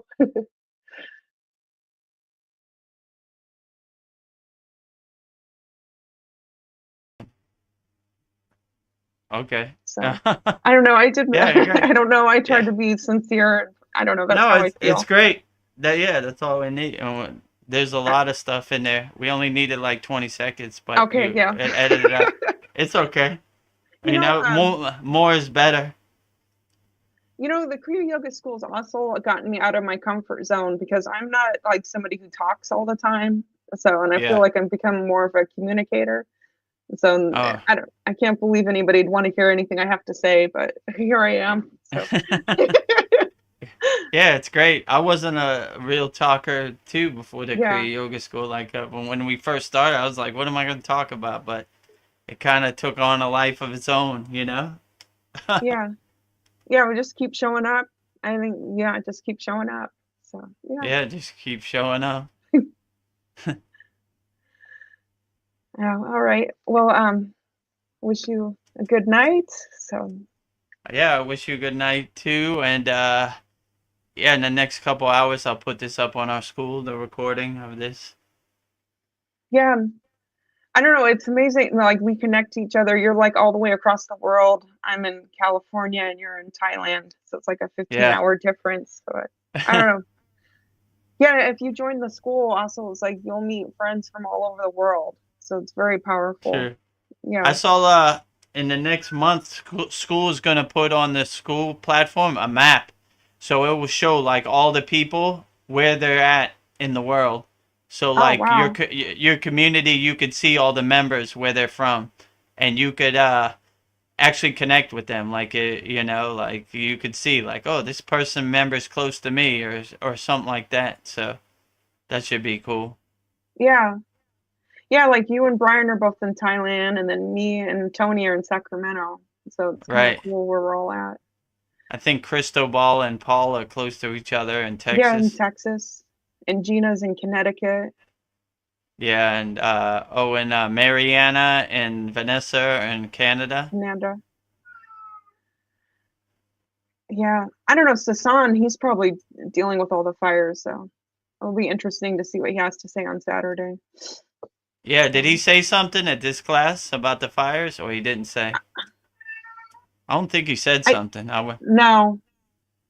I think, yeah. I don't think they had happened when he was last Saturday. Oh, yeah, maybe. So. That's true. So, all right. Well, have a beautiful night, and I'll see you at the next class. All right. Thanks for everything, Veronica. I'll see you at the 44th class on Saturday. And I don't know, I feel like I don't know, to end it, I'll have to say I love you wholeheartedly, Vedaguru Dev. I feel like that's the best way to send it. Like, I love you wholeheartedly, Veronica Focek. All right. Have a good night. All right, good night. Om Shanti, Shanti, Shanti.